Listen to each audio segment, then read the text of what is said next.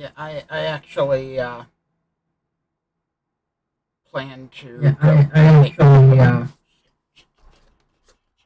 Sorry about that. Yeah. Anyway, I actually do still need to go make popcorn, but yeah, just in case I'm gone, and if they somehow start exactly on time, which we're probably still 10, 15 minutes early, I will have it ready to go for you.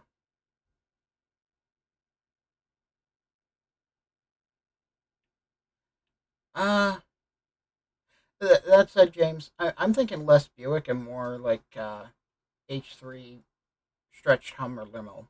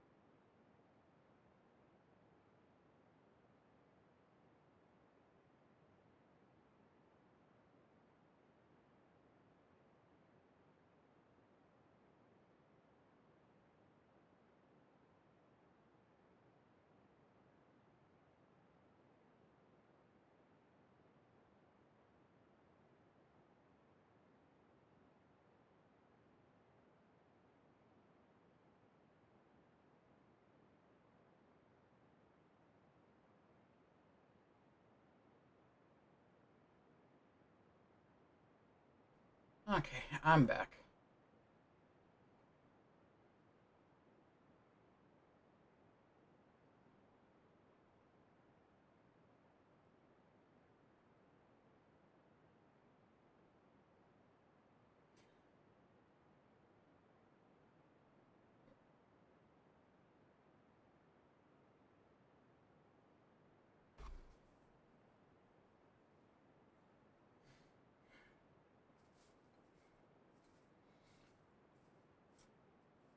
So I think at this point the question is who's going to, which of the three is going to give the closing argument?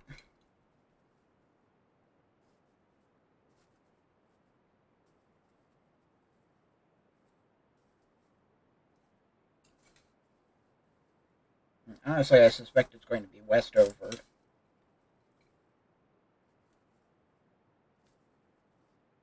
But it does feel like Swinney has made his own closing remarks.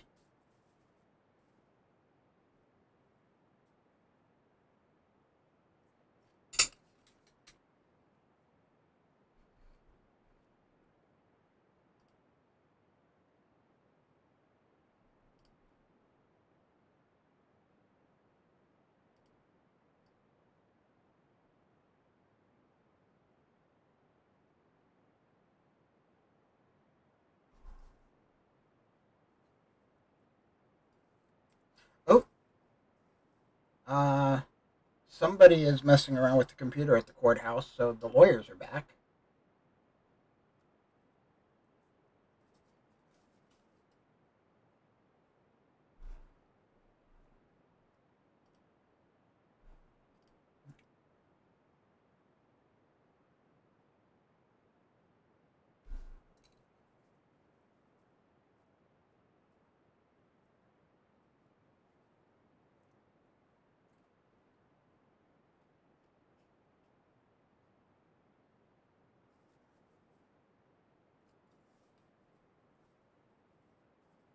And I think it's the defense's computer, so looks like they are going to do a bit of a show and tell.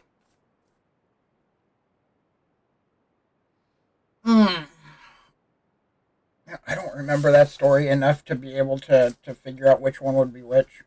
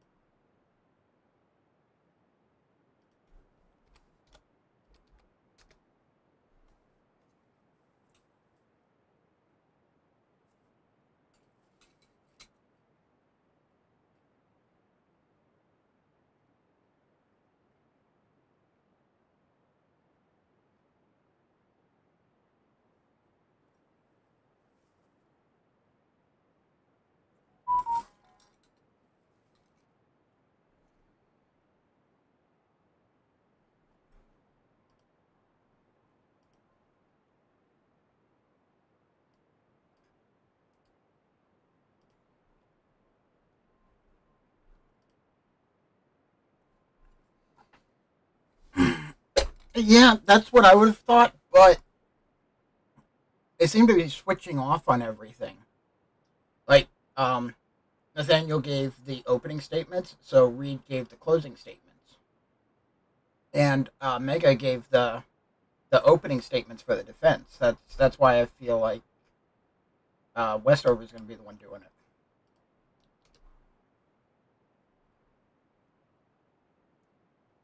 Yeah, there's that straw poll that people were asking for this morning about predictions on if he'll be found guilty or not.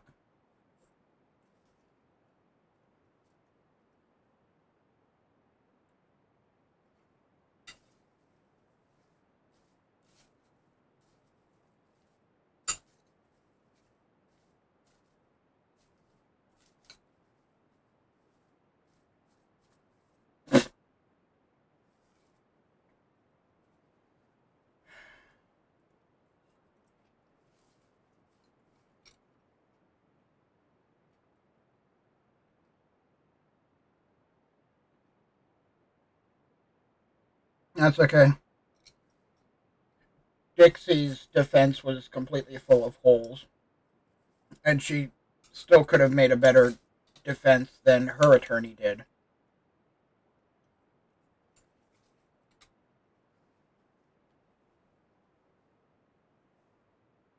I was talking about the stalking case that Dixie Bailey got mixed up in.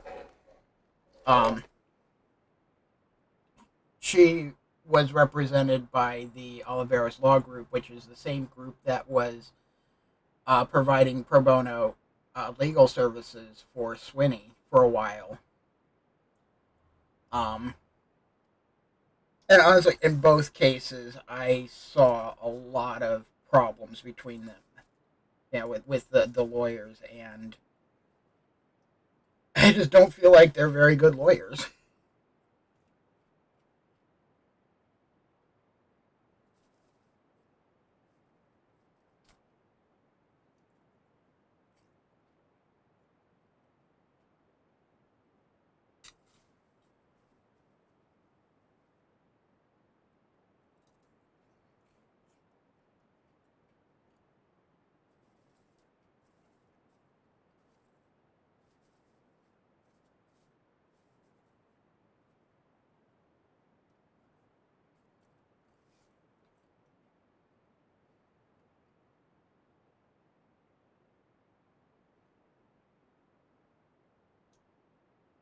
And that being said, I do still need to get up to her place sometime.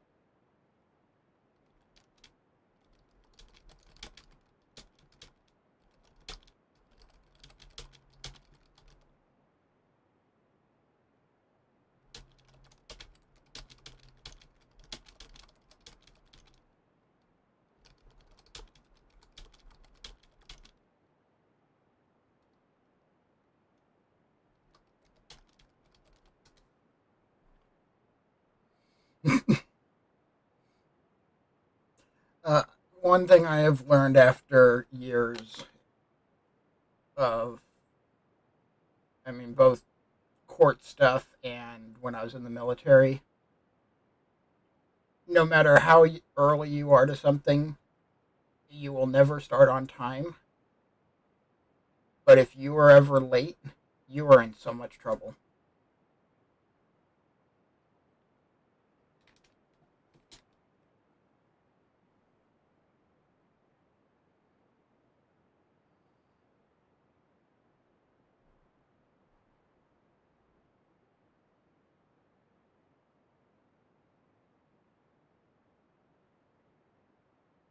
For you, so now you have 2 copies of jury instructions, one complete and one with the additional as an extra page. So, Mr. Westover, you may begin your closing.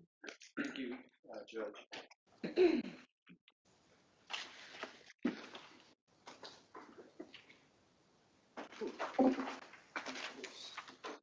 Too close.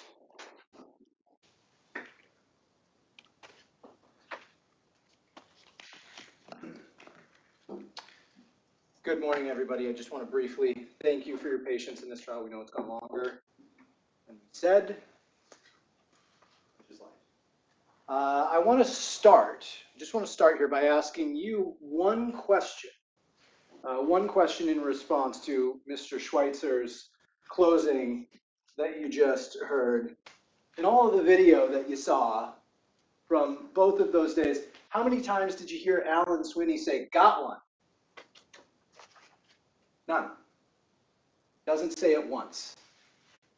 And yet, that recording is supposed to be somehow evidence of his intent to do so.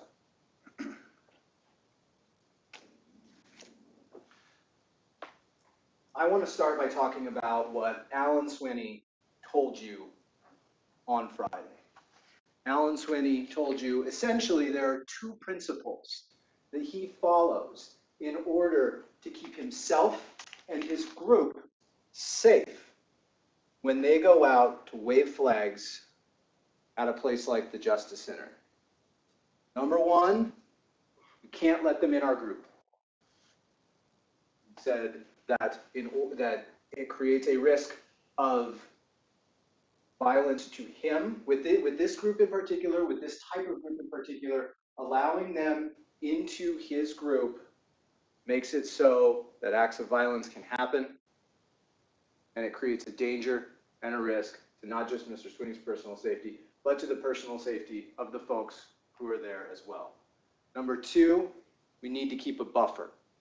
We don't even really want them to get close. And why does he not want them to get close? He wants them to not get close because in his experience, when they are close, that is when things happen that result in physical harm to the members of his group and the danger of physical harm to him.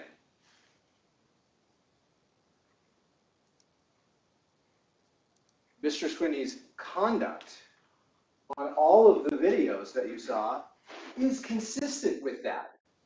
And I want to jump right in. I don't want to talk about anything else until we've actually talked about the facts on the ground of this case. And thankfully, there's video for quite a bit of it. To briefly set the scene, August 15, 2020, Alan Swinney and a group of his colleagues have a plan to go to the Justice Center in downtown Portland, which, as you heard testimony, is not just the jail, but it is also the central precinct of the Portland Police Bureau, a Portland Police Bureau that has been subject to nightly anti-police protests for the past 80 or so days prior to August 15th. To the extent that anybody would have you believe that Mr. Swinney and his group going to the police station to wave flags in support of the police is somehow intended to aggravate and to annoy and bait, because that's where Black Lives Matter goes. Well, Black Lives Matter is going down there to protest the police. what more symbolic place to either show your support or your opposition than right outside their doors? The plan was to wave flags for 1 hour and then to leave. This was not an event, which, by the way, was not planned by Mr. Swinney. This was not an event where the goal was to go interrupt another group's function, event, whatever. The decision was made to do it during the daytime. As you heard, many, if not most, of the protests that were going on were happening at night. This is an effort to avoid, and yet folks came in response to this flag wave. They came to protest. Alan, Mr. Swinney ended up down there wearing protective gear and a number of items that I'll go through as we go through the facts on the ground as to why particularly he brings those things. He testified that it is his goal. He considers it a win to get in and get out without having to engage in any sort of violence, without clashing at all. He doesn't always get a win.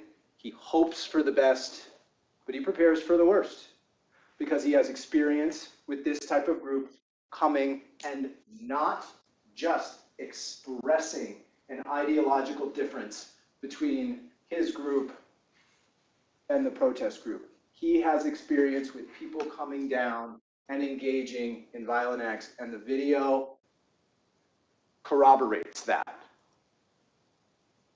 It shows that that is something that was in fact going on both on August 15th and on August 22nd. So the plan was to leave for an hour, and the plan didn't quite work. They stayed a little bit longer than an hour. And Mr. Swinney told you that staying 10 minutes longer or so than the hour was starting to make him nervous. And why was it starting to make him nervous? Because more and more protesters were showing up. The critical mass of this group was getting to a point where, in his experience, there is cause for concern. Now, we don't have any video of the flag wave.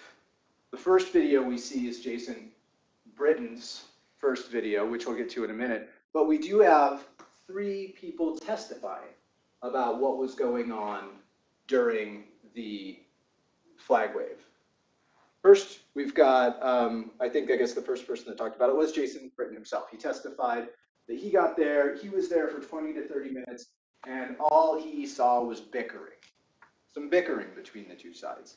We have Katrina Ensley, a police officer who was on the 11th floor of the Justice Center, who was looking down on the event, and she testified that she saw mace being sprayed by both sides.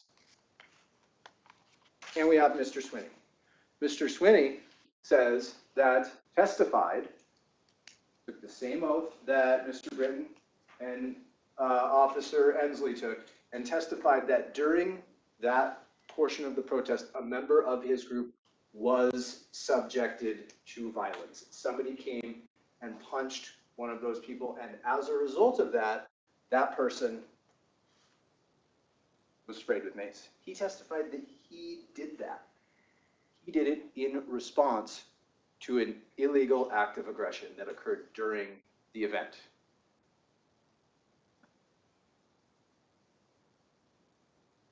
That right there, the fact of an assault occurring at the event, is one thing in what we'll see is many that justifies Mr. Swinney's conduct that day in terms of his use of mace pepper spray, in terms of his using his arm to shove somebody away from him, and in fact, his use of the paintball gun that he brought there that day. Other things that I want to talk about in terms of justification. You don't have to believe witnesses for this that came and testified. We can watch the video. Can we see load up states 50 and put it at about 1 minute and 10 seconds?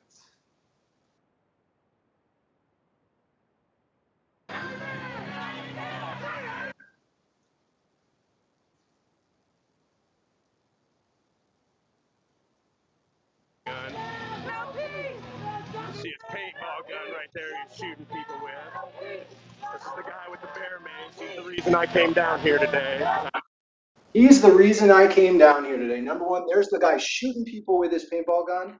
Nobody had suggested, nobody testified that Mr. Swinney had been shooting anybody with his paintball gun that day. And yet Jason Britton has the idea, this guy's shooting people with his paintball gun, he's the reason I'm here. And Jason Britton testified that at a certain point, although he did say that he showed up out of journalistic interest in order to document what was going on, he became part of this group. As hard as it was for him and I to come to an agreement about what the word participation means, he participated with this group that we're going to see follow Alan Swinney for several blocks. So when we talked to when I talked to Jason on cross-examination, we talked about the sort of the we of Jason Britton versus the I of Jason Britton. And what I will say is that from this point of view, Alan Swinney is the reason that folks are down there. They are targeting him. If we can go to approximately 2 minutes and 13 seconds.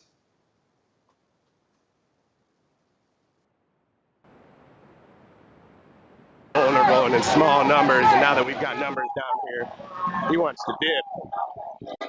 Now that we've got numbers down here, he wants to dip. What's that another way of saying? We now have them outnumbered. There's more of us than there are of them, and that is another factor to be considered when talking about Mr. Swinney's justified use of the tools that he brought with him that day. It is beyond common sense that, all things considered, a bigger group is going to be considered a threat to a smaller one.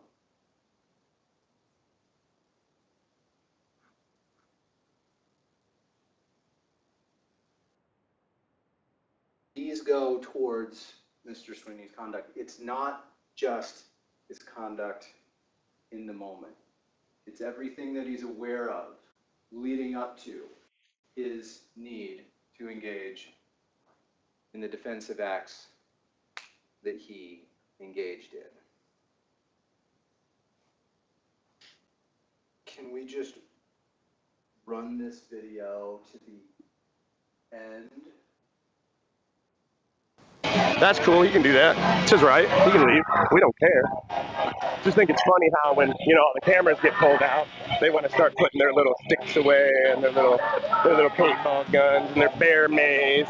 They don't want to attack people when they're on camera. They want to come down here and attack people. So he's talking about they're going to put their stuff away now, but the only thing that he had seen thus far is bickering for him. So it's not like they were using their sticks, according to Jason Britton. It's not that they were shooting people with their paintball guns, according to Jason Britton. There is something more than just Jason Britton's, who would have you believe that he is down there to stand up for the marketplace of ideas that is espoused in the First Amendment to the United States Constitution. But that's not the case. What he's talking about is people that don't disagree with us. That's not America. when nobody's watching. They don't want you to see this. They don't want you to see the peaceful protest that's going on down here. They just want to see they want you to see whatever fucking up narrative they're trying to spin out here. This is America. This is freedom of speech. If you don't stand with this, then you don't stand with America. You can come down here and wave your fucking flag all you want, but you're not a real fucking American if you don't stand up for the Constitution, the whole Constitution. Let's go to States 52 at approximately 3:05.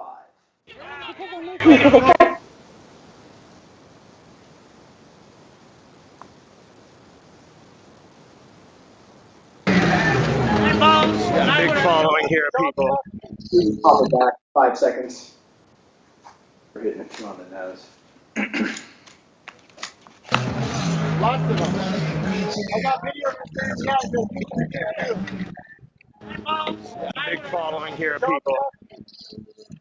But at that point, Jason Britton is still talking about our numbers here. We've got a big following of people.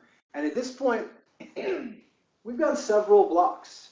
There's already been two circumstances that are displayed on States 53 where Mr. Swinney has stopped and turned around and said, "Get back."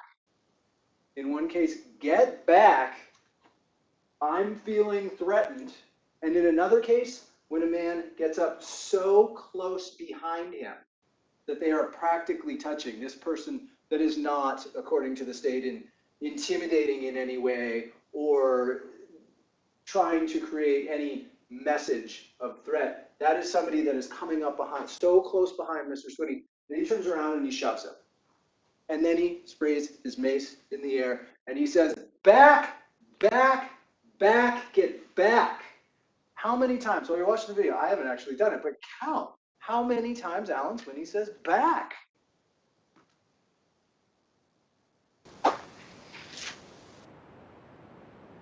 Again, we've got a growing group of people that are following this group. And meanwhile, I mean, if you watch the video, except in moments where Mr. Swinney is turning around and saying, "Stay back, stay back," him and his group are doing nothing but moving away, trying to leave, trying to complete essentially their plan of going and waving flags and then leaving.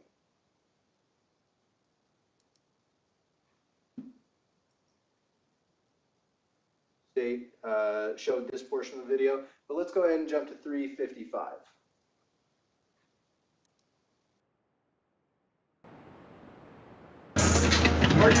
Maybe unless I see one. So what we have here is Mr. Swinney is just about to shoot this man who is holding a phone recording and has a gas mask on. And the state is arguing that that's not in any way justified, that that's not reasonable self-defense. But this isn't the first time that this same individual has been encroaching on Mr. Swinney with his phone. Right after Mr. Swinney shoved that other man who was getting too close to him and sprayed his mace in the air. This same individual, if you could pop it back just a couple of seconds so you get a little bit better profile of him.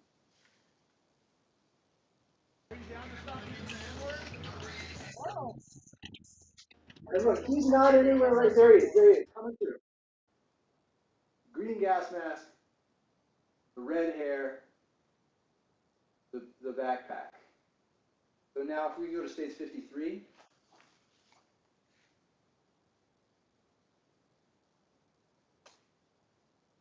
uh, 301, I think is right.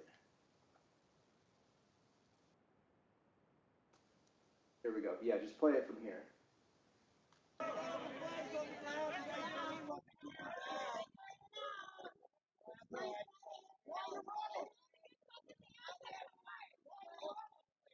There he is. That man's getting so close.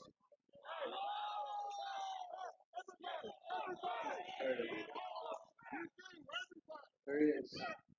Right in the front. Right in the front.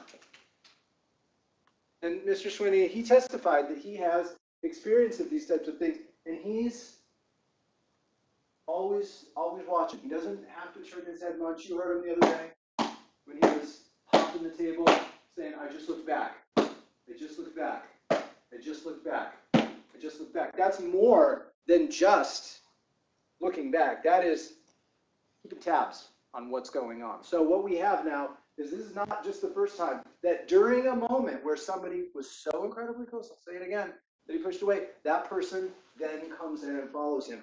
And to say that following somebody doesn't create some sort of apprehension is just absurd. If I was walking down the street and all of a sudden a group of people started following me, if I didn't know who they were at all, I would stop and say, can I help you? What are you doing? That is not normal. But in this case, you know that these people are antagonistic against you. Mr. Swinney knows that these people are antagonistic against this group. And how does he know that? Because they're vocal. Mr. Britton is vocal. Other members of the group are vocal. We showed it before, but the paintball that Mr. Swinney shot that young man with was blue, using blue paintballs on the 15th and orange paintballs on the 22nd. If we can just, I'm going to ask to play this video for a little while longer, but it is a matter of common sense that sometimes the most earnest things have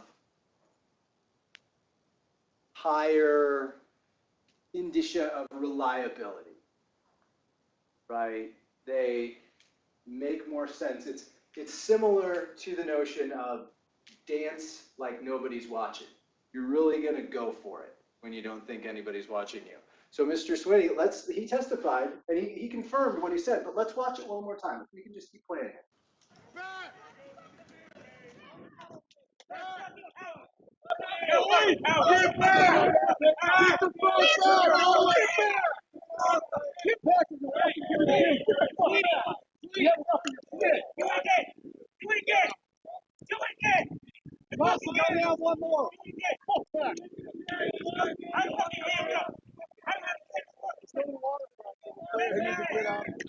We need to get out of here. We need to get out of here. Are those the words of somebody who is concerned about their safety in this circumstance, as this group has now been following them for 2 blocks, about to be 3 or 4 more? Or are those the words of a person who has intentionally come downtown so that they can engage in violence as soon as possible, unjustified violence as soon as possible? A person who is looking to engage in unjustified violence as soon as possible and to such an immense degree does not say to their friend, we got to get out of here. That is somebody who's concerned about their safety and about the safety of members of their group.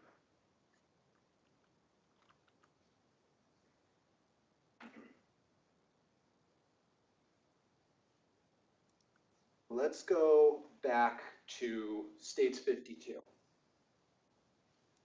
And I'm talking around 5:07.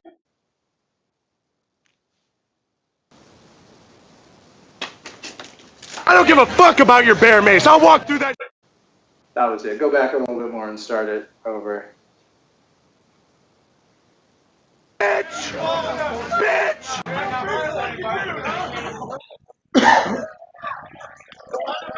I don't give a fuck about your bear mace. I'll walk through that shit gladly. So now Mr. Swinney testified again in terms of where he's coming from when certain things like this are happening. First of all, extremely angry yelling, And then also somebody saying, I don't give a fuck about your bear mace. I'll walk right through that. What Mr. Swinney testified about that creating a concern for him is that somebody that is talking like that in a group that is growing and continuing to follow is going to create this mob mentality. That degree of visceral, angry yelling is contagious in these groups. And from where he is standing, as somebody that has been attending these things, he is concerned about that. The other thing that Mr. Swinney talked about, and I'll talk about it here, Jason Britton is filming this encounter, filming as Alan Swinney and his group are walking away. Mr. Swinney talked about the concern that is associated with people who are filming. Now, I will give Mr. Britton the benefit of the doubt here. That Mr. Britton, although he came down to participate and dip his toes a little bit further in than he had so far, this is only his 4th time down there, notwithstanding having said he's been doing this, let's assume for a moment that he did not come down to engage in violence. That doesn't mean that his conduct is not creating a risk in Alan Swinney's mind, that his visceral language is contagious and is going to cause other people to do something. But the concern with people filming is that people who are intent on violent conduct, and we know that there are people in this group who are intent on violent conduct, and we'll get to it in a minute, will use somebody who is ostensibly a journalist, ostensibly from the media, in order to sneak up. We'll use them as a shield. We'll use them to thwart what Mr. Swinney said his 2 main principles are. They can't get in our group, and we have to keep a buffer. And you don't always know. When you look at that self-defense instruction, the part that Mr. Schweitzer left out and didn't read to you earlier, is that it's from his point of view. He doesn't know Jason Britton. He doesn't know what Jason Britton's intent is. All he knows is that Jason Britton is doing 2 things that in his experience create a risk for him. And I just want to stop here for a minute and remind everybody that justified self-defense does not require that somebody hit you first. It does not require that. If that were the case, then there would be way too many examples where somebody has to risk injury or risk prosecution because they gotta wait for somebody to hit them. That's just not how self-defense works. But we'll get to it. 6:15 or so. And this is, granted, this is slightly more than 1 minute after Jason Britton is yelling, bitch, bitch, bitch, bitch. I don't give a fuck about your bear mace. I'll walk right through that. We get this. And listen to Jason Britton's commentary. Oh, they're spraying their mace and shooting at this guy right here. There he goes. Mason, this guy right here. Go ahead and pause it on that guy. And if we can just pause it right here. Look, Alan Swinney is not the only person that's concerned about this person. This guy, this guy, this guy, this guy, this guy. Everybody's attention. Whoa, what's going on there? Go ahead and pause it on the gentleman.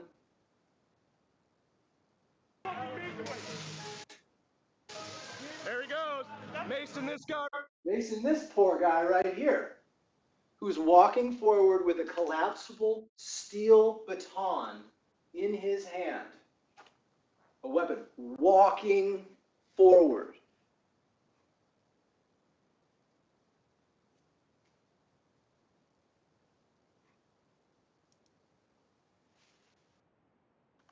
This is something we'll get into in a minute, but also in terms of Jason Britton's, this might be an indication of what we can learn, what we can infer from Jason Britton in terms of his willingness to paint an accurate picture or not.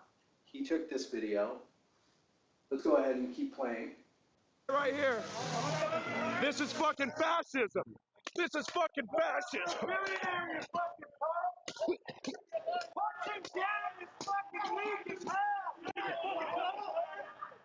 You think I'm scared of your fucking bear mates? I'll eat this shit for breakfast, motherfucker. Right after somebody came at him. Brought it here in the first Hear place. that? Oh, now they're clacking tasers. This is fucking America. Who the fuck do you think you are? There was the guy that got hit in the stomach with a paintball earlier. So go ahead and pull it back. And this is actually a great spot. Keep this image in mind. What we're seeing, oh no, can we get it back to that spot? I'll let you know when to pause it. Well, first of all, before we get going, if we're trying to determine, to what degree should we be concerned about people that are in this crowd, there's going to be the same gentleman that Alan Swinney ultimately shoots at, who's sneaking up behind Jason Britton. That same gentleman is going to come into frame here in a moment, and you're going to hear him going, "What's up? What's up?" Those are aggressive words. Watch.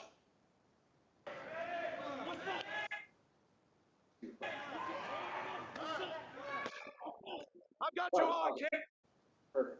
And so that person has moved in front of Jason Britton at this point, and what he's about to say, "I've got you all on camera, and I'm about to make a police report."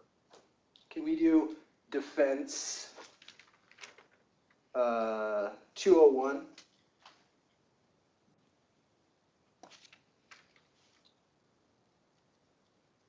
I've got you all on camera, and I'm making a fucking police report tonight, motherfucker. We'll pause it. So the video that Jason Britton edited down, he told you that he edited that down because he was ashamed of something that he said at the end of the other video. But why did he cut and he said, "Oh, it's for length." But that right there, that editing point is too coincidental. What it is, because immediately what happens at the beginning is Alan Swinney starts shooting his paintball gun. So a person viewing this video, having no context, having no indication whatsoever of going on, might think, would be persuaded perhaps, that Alan Swinney is just walking down the block, turns around and says, "There's a guy I'd just like to shoot," without any context whatsoever.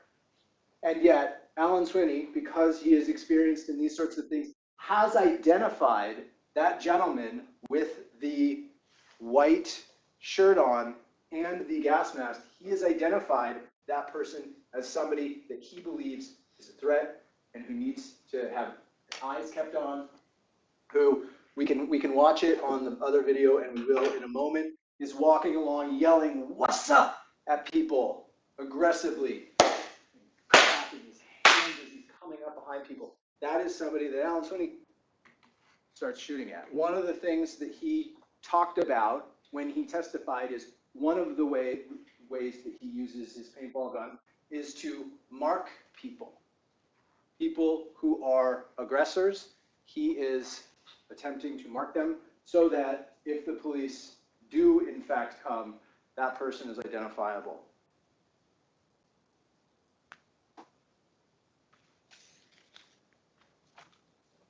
And I think it's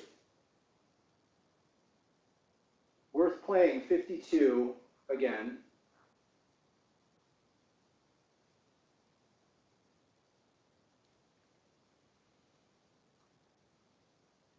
Start again at 5:50. Sorry. Starting at 550. Yeah, here we go. I mean, right here is about the minute before the edited Jason Britton video starts. What you gonna do with those, homeboy? What?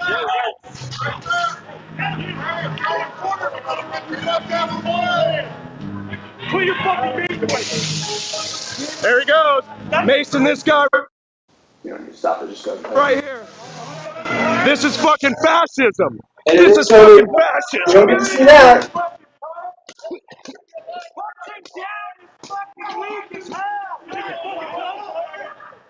You think I'm scared of your fucking bear mates? I'll eat this shit for breakfast, motherfucker. You're the fucking snowflake that brought it here in the first place. Oh, now they're clacking tasers. This is fucking America. Who the fuck do you think you are?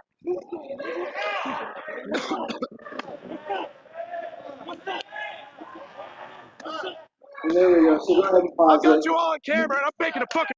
You can watch it again. And we'll see if we could jump to 53. This is all the state's evidence, by the way. I guess that one. State's 53.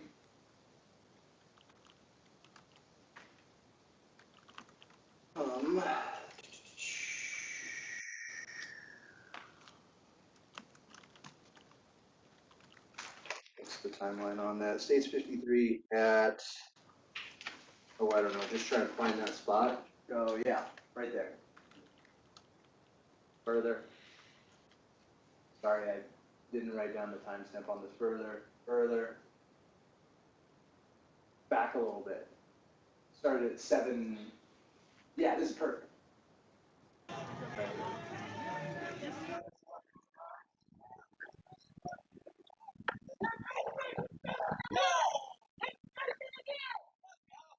Here we go. We've got pause it. 2 individuals. Those 2 guys are together. Those 2 guys are coming together. They have similar face masks, both wearing white shirts, both got a backpack on. They're walking together at the same pace. They're moving in. Alan Swinney testified that around this time, as he was rounding the corner, somebody who he doesn't know came up, and as the person passed him said, "Get ready, they're putting their gloves on." So certainly the gentleman on the right has gloves. I'm not going to try and say that I can tell you that the guy on the left has gloves on. Let's just go ahead and watch what they're doing. And right, Mr. Vasquez crossed on, well, Mr. Swinney, you didn't necessarily see them right there when they first came around, but certainly identified them as something to keep track of, because he said he shoots his gun at them. So keep going, but watch what they did.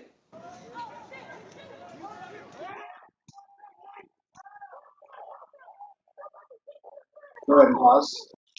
So what they do, once something starts to happen, they come around the corner, and then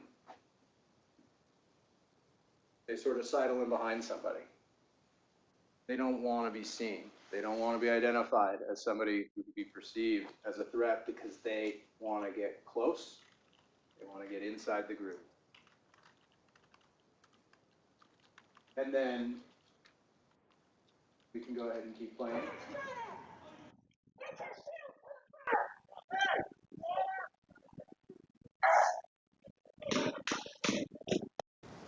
So there they are. I will say now that both of them have gloves on. But what they are doing are they are coming up fast on behind the group that Mr. Swinney is with. And if you didn't buy it earlier when I said having somebody follow you is an odd thing and is a concerning thing, how about somebody coming up behind you and clapping? That's threatening. In an unpredictable situation, keep in mind that Alan Swinney and his group have just been walking away the whole time.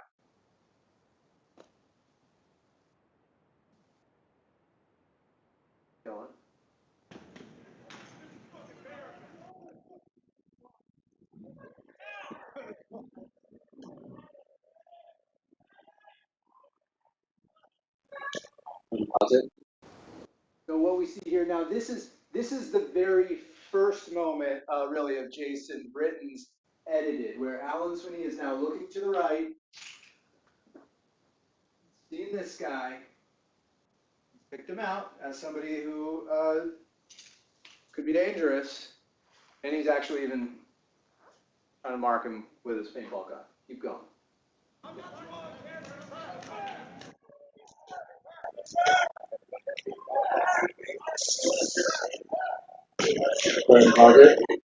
Alan Swinney, while he's shooting his paintball gun right there, back, back, back, while moving backwards. Go ahead.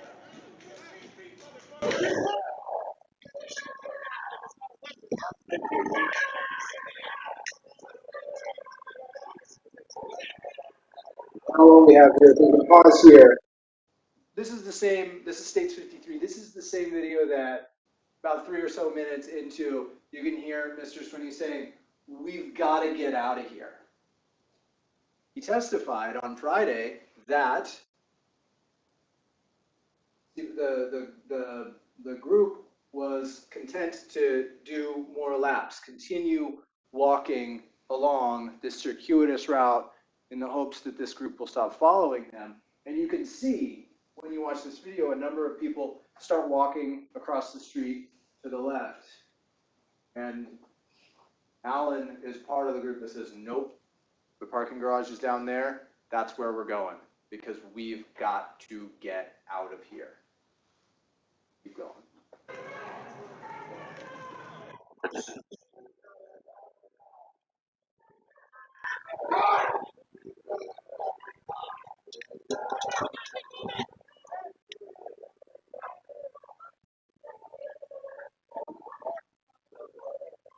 You can hear him. If you listen there, he's got a real distinct voice.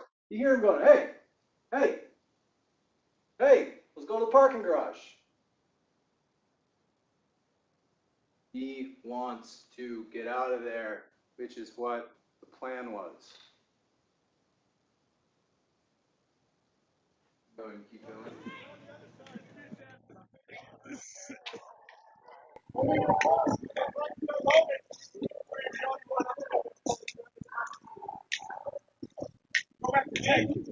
And I'll just go ahead and comment while this is running. There's another guy with a paintball gun. You go ahead and pause it for a second. Early on in States 52, you hear Jason Britton saying, oh, these guys with their Tippmann paintball guns, they're nothing big. They're not a big deal. So when we get to whether a paintball gun is a dangerous weapon, the circumstantial analysis, but Jason Britton's opinion is paintball gun isn't a big deal. Going?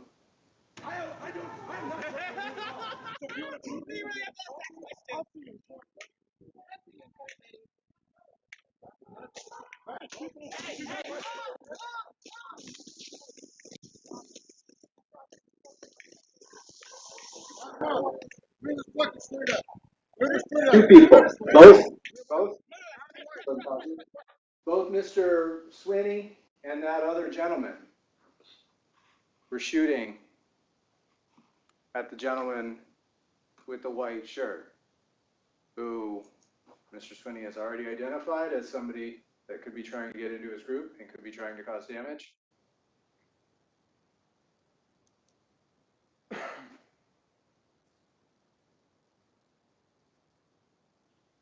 If you watch this video to the end, it works.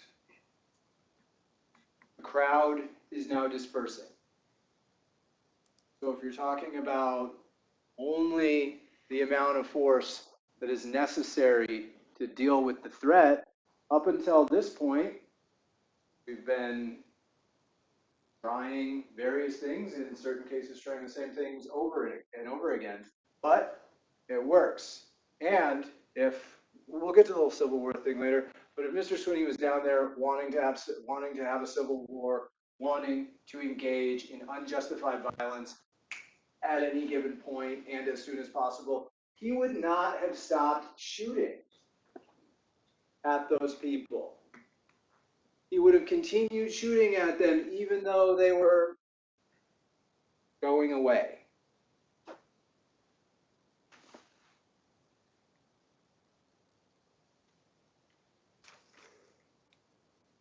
What does it matter that Jason Britton edited that video in that way? The other thing that you hear at the end of the video that he also cut off at the end is you hear somebody else on the cameras say, "Man, I'm about to shoot these N-words." An expression of wanting to do violence against Mr. Swinney's group. So his testimony, Mr. Swinney's testimony, was that the plan was for a flag wave, and then we would leave. And that plan is played out on this video, where they are continuously trying to get away. They will stop and say, "Quit it, back, back, back, back." At no point does anybody say, "Got one." Always back, and the group is always following. So I'm going to talk now about the charges that are related to that day. And I want to revisit this instruction that you got on innocence of defendant, proof beyond a reasonable doubt. You have to carefully consider the evidence. And in order to convict Mr. Swinney, you have to be unanimous as to every single element. You have to be convinced beyond a reasonable doubt as to every single element of any crime that would be a conviction. And what a reasonable doubt is essentially a possible alternate guilt that is not, for example, a unicorn flew around from the backside of the moon and did it. Right? That's not reasonable. But if you believe that there is a possible alternative that is not unreasonable, and you think that that exists for any element, then you must acquit. And I'll say this right now, your verdict for guilty has to be unanimous. You have to all agree, but your doubt doesn't have to be. You could think that for whatever charge, that the circumstances of use of the weapon in that case did not render that item a dangerous weapon. And you could think, well, I don't think that Mr. Swinney I'm not convinced beyond a reasonable doubt that Mr. Swinney had the intent to use that item illegally, unlawfully. You can have your own doubt, but any doubt that is reasonable is a vote of not guilty. That's how high beyond a reasonable doubt standard is. So,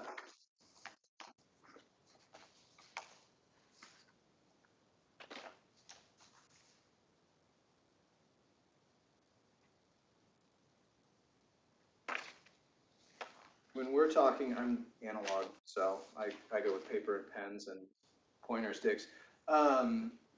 When it comes to attempted assault in the fourth degree, I guess let's show states 54.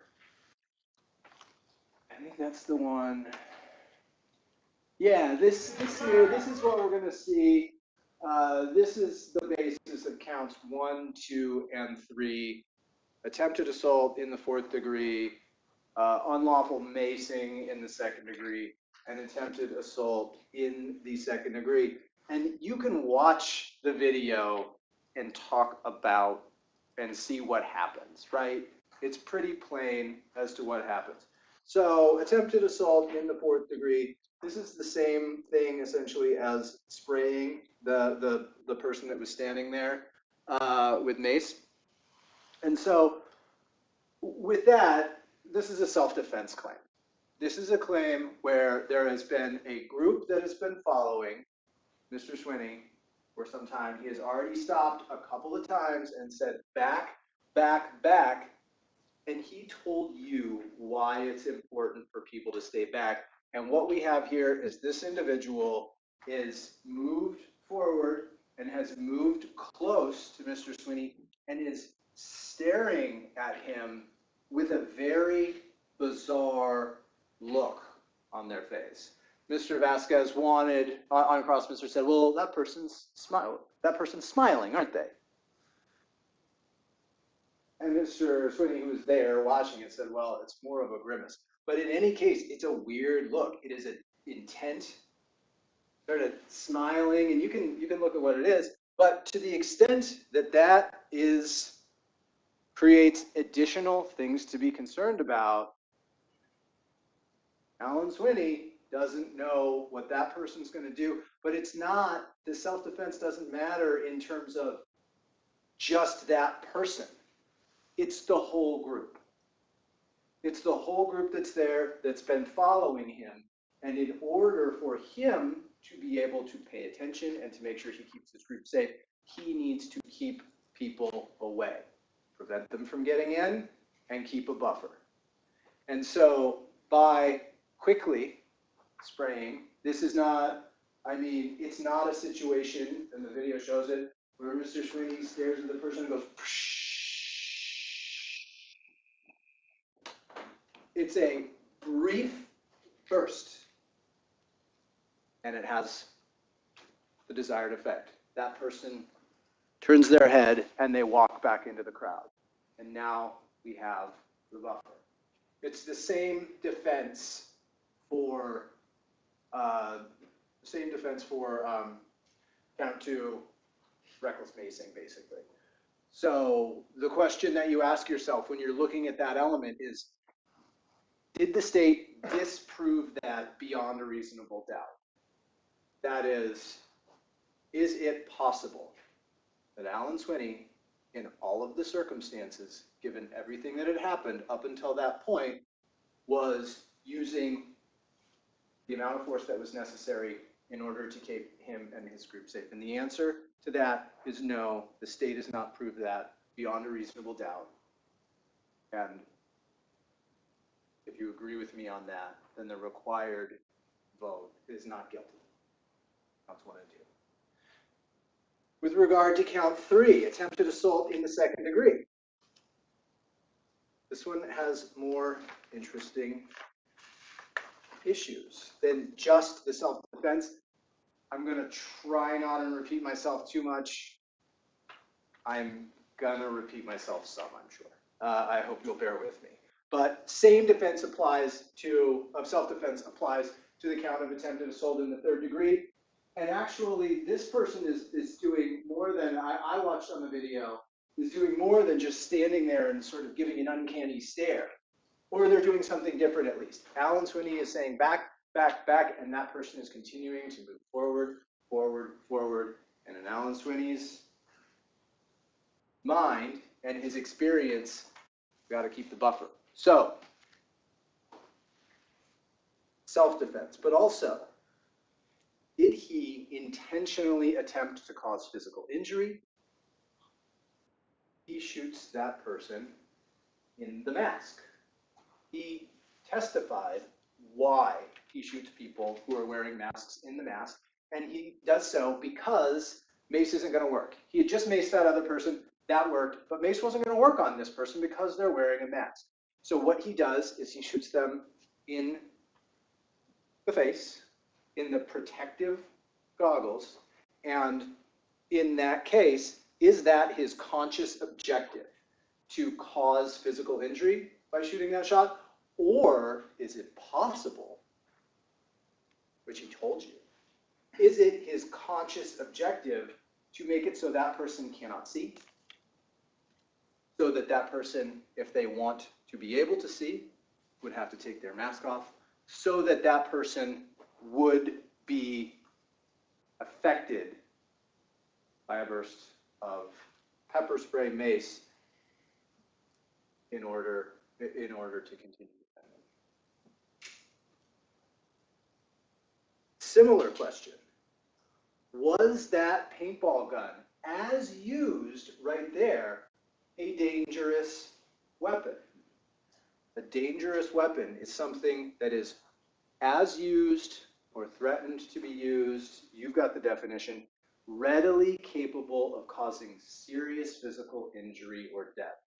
Serious physical injury essentially being protracted disfigurement or protracted ability to use a bodily organ. And if we're gonna be sitting here talking about common sense, let's talk about common sense for a minute. A paintball gun. We saw the photograph of Ms. Stewart's bruise. A paintball gun hitting somebody in the body is going to hurt. I will concede that shooting somebody in the body is going to be certainly readily capable of causing physical injury. I'll even concede that shooting somebody directly in the eyes is going to be readily capable of causing serious physical injury. But what I will not concede, and what I think there is doubt about, is whether, when the eyes are covered, that weapon, ball gun, whatever you want to call it, is, in that circumstance, readily capable of causing serious physical injury. And the answer is no.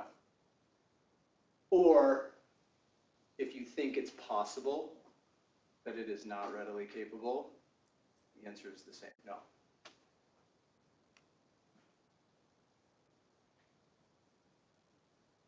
Next, Alan Swinney needed to have intended to use the paintball gun as a dangerous weapon in that circumstance.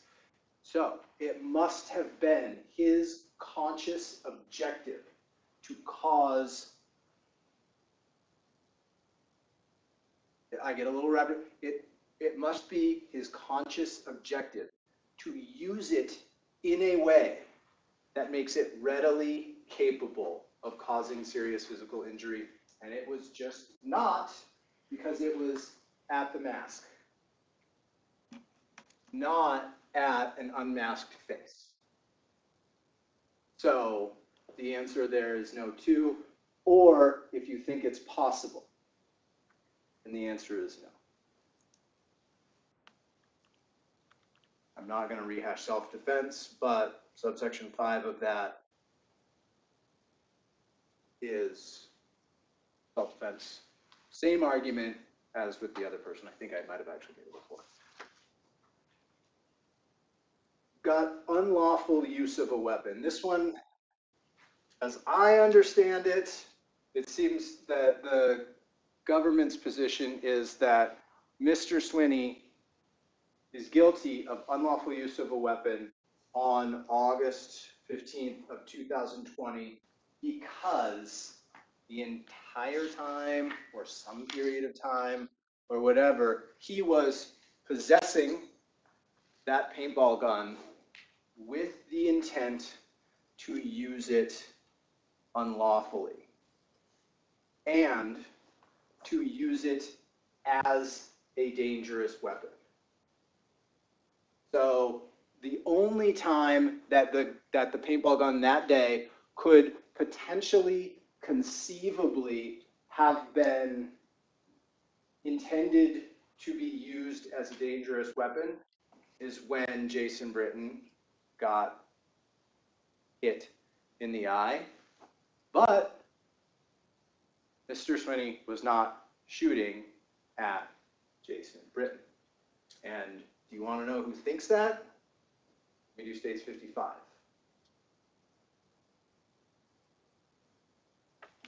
Anyway, I came down here from a tip Go ahead and just play it. from a friend, telling me that there was alt-right counter-protesters down here. That's Bear Mason people and throwing gas grenades and shoot paintballs at people. So I came down here to see it for myself. I'm an independent journalist. I own my own company. I don't really do that as a living. I make music videos with my friends. But recently, I put that job on hold to come down here and start making a documentary about the BLM movement, what's going on down here, and some of the misinformation I'm seeing in the mainstream media about it. And so I came down here to get the alt-right angle to see what these guys are about, how they carry themselves when they come to these protests. Because when we come down here in arms. These guys came down here with knives, paintball guns. Pause for a second. This is just a rehash. When we come down here, we come unarmed. This is right after he filmed somebody with a steel baton advancing towards the people, the guy that Mr. Britton was down there to see. Keep going. I didn't see everything they had. They was armed to the teeth. They had fucking riot gear and everything. Some of them even had military shit on their back where clearly they didn't know. These guys are committing treason down here. They're attacking their own citizens. And so I come down here just to figure it out. They're down here, when I first got here, they're down here at the Justice Center. And they started to take off. So we followed them to make sure they weren't going to do that to anybody else. And I had them on camera the whole time. Well, the big homie with the beard, the one that eventually shot me in the eye, I'm not sure his name, but I do have that on file. He turns around and starts acting, saying, I feel threatened. He starts acting like we're threatening him and stuff. Clearly, we're just walking behind him with cameras. Obviously, people were shouting some profanity at him and shit, but at the end of the day, there's nothing illegal about that. So next thing I know, they're spraying bear mace in the crowd. I didn't get hit with the bear mace directly, but in pursuit of them, I walked through a cloud of it, and it got me pretty good. And the next thing I know, I'm in his face like, fuck you and your bear mace. Back it off. I was like, fuck you and your bear mace, buddy. So I followed him straight through the bear mace and kept going with my camera. And next thing I know, he turns around and starts shooting the guy on the left of me. Next thing I know, he turns around and starts shooting the guy to the left of me. And that bears out on the camera. That bears out on Jason Britton's video, which, watch it. I mean, when Alan Swinney turns around, and let's just say the perspective is weird, but I'm going to pretend this podium is Jason Britton filming me directly. When Alan Swinney turns around, he goes back, back, back, back. He's defending himself, and he's not even shooting at Jason Britton. Not only is he aiming way off to the right, he's aiming way higher. He's aiming above. You can see on that video how short Mr. Britton is compared to the gentleman that Alan Swinney is actually shooting at. So it was that, and that person was wearing a mask. It's the same circumstance as the person on 4th Avenue, the complaining witness in count 3, not actually being used as a dangerous weapon, nor is it intending to be, and the state fails on number 3 there. Self-defense claim as well for the whole time. I'm not going to rehash that, but there's an interesting thing about unlawful use of a weapon. In order for you to be guilty of unlawful use of a weapon, you need to be, regardless of the issue, aside from the issue of self-defense, you also need to be, in this case, possessing with the intent to use unlawfully. So if you believe Alan Swinney, or if you think it's possible that Alan Swinney was telling the truth when he said, I want to follow the rules, I am not using my gun as a tool of violence, I am using it as a tool of self-defense, then that testimony right there is evidence that he did not have any intent to use that item unlawfully.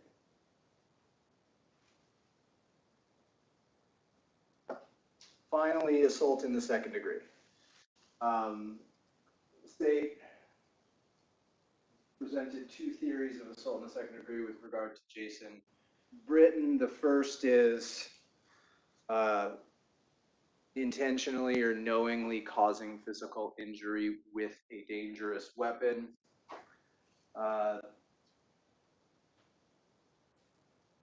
I'll go ahead and concede physical injury.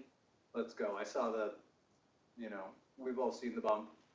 We heard what Jason Britton said about it. We also, if you listen to his unedited version of what is now States 52, you hear at the end of that as well, he wasn't even shooting at me. Two separate statements immediately after the fact that he was not shooting at Jason Britton. You heard his testimony with regard to that theory of assault in the second degree, that in that moment, I was not thinking about Jason Britton. I was concerned with that other gentleman. And there are other, you can compare, in order to commit the crime of assault in the second degree, it is required that you either intentionally or knowingly cause physical injury with a dangerous weapon. And if anything, that constituted recklessness on Mr. Swinney's behalf, aware of and consciously disregarding a substantial and unjustifiable risk that a certain result would occur. That by turning around and shooting at that other guy who then jumps over towards Jason Britton, there's a substantial and unjustifiable risk that Jason Britton would be hit and that physical injury could occur. Guess what? Assault in the second degree cannot be committed recklessly. With regard to transferred intent, there's a big instruction about transferred intent. You don't have to read it because it is still subject to the self-defense provision. That's in the second half of the paragraph with regard to the instruction on transferred intent, but if you think that it is possible that Alan Swinney was engaging in conduct that he needed to do in order to stop that person who he had already identified as a threat, who was encroaching upon him and who was coming up, if you think that it is possible that he was acting in self-defense, or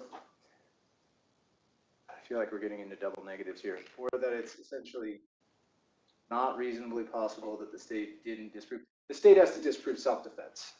They have not done so. That's all.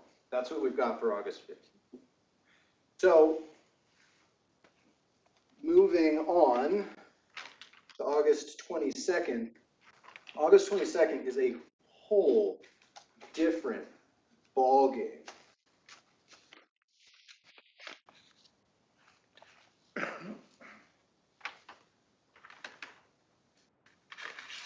Let's take a minute though and pause so that we can separate, as we should, consideration between August 15th and August 22nd.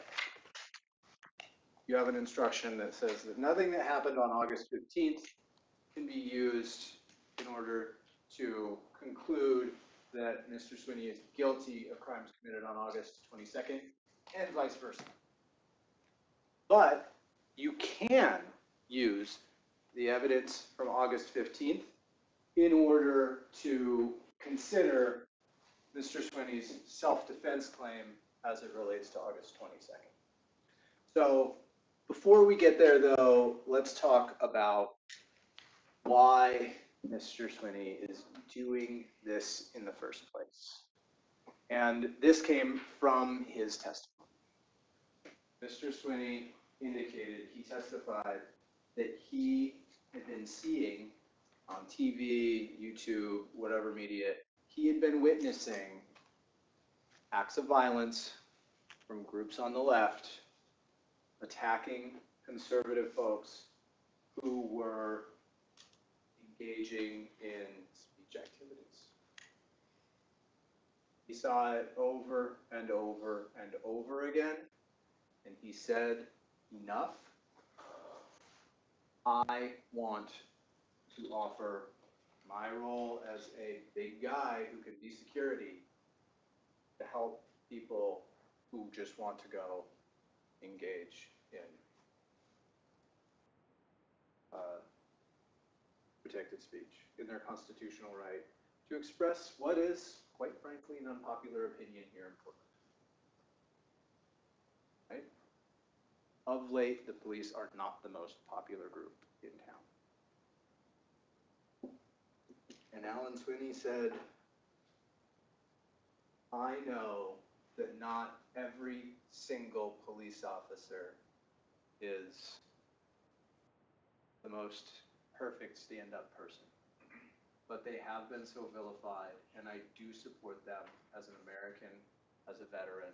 I do support them, and I want them to be able to know that. So the breakdown on the 22nd, we don't have as good of a chronological account of what was going on the 22nd. We heard several witnesses testify from the 22nd. Mr. Teeter, Ms. Sivich, Mr. Heeb on our end. I apologize, I just have not been able to remember her name. Ms. Carell and Ms. Stewart. All of them describe a scene of chaos. The two people, though, that testified in terms of what was this thing like very early on, the two earliest folks to arrive were Mr. Teeters and Ms. Stipich. And based on some of the cross questions that I heard of those folks, well, you never saw Alan Swinney shoot his paintball gun. And, well, Mr. Teeters, did you hear any singing? Or did you hear anybody speaking? Can we get the defense 202 up?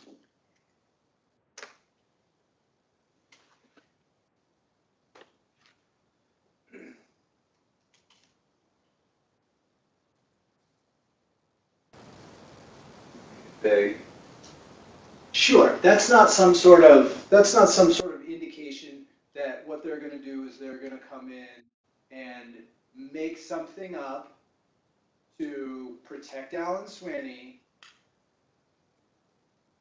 Sipich said she was here on the steps of the Justice Center, which makes sense. She was the one that was talking about there being a speaker and there being singing. That's a normal, common sense sort of place to go. Whereas Teeter indicated him and his family were way over here, more than a half a city block away. So to the extent that the government may argue that they are unreliable because they're inconsistent, that's just red hair. But what everybody did, and I think as well, Ms. Sivich testified that she got there a lot earlier than Mr. Teeter. I remember her saying that she got there at 11. Whereas Mr. Teeter, I remember he said he got there at about 11:45.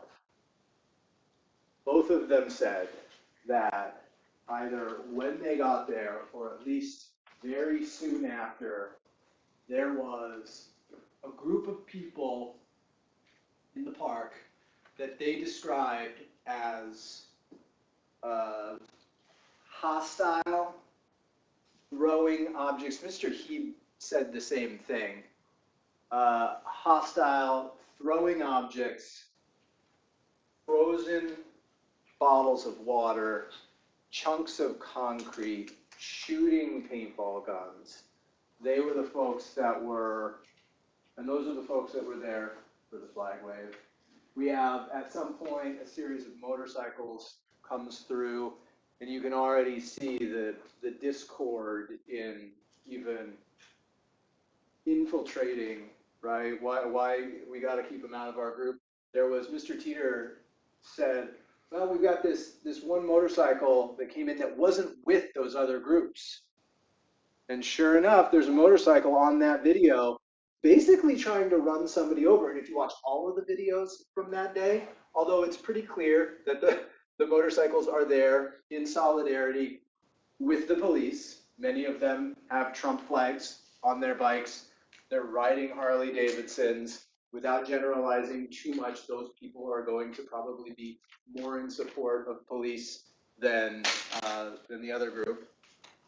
But in there, you've got a motorcycle who's trying to run over a guy. And if you watch all the videos, that guy, he's holding a camera. You see that same guy, and he's very clearly also there as a supporter of the Back to Blue, Blue Lives Matter, folks that are there to demonstrate. So already you're seeing this violence and perhaps even disguised violence.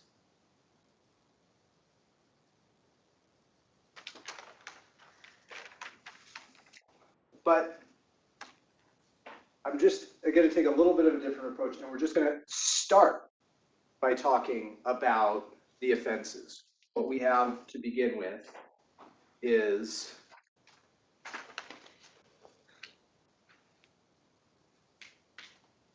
let's see, assault in the second degree, same thing. Mr. Swinney is accused of shooting Megan Stewart in the breast with a paintball, and the state didn't show this during their closing. But let's watch this again.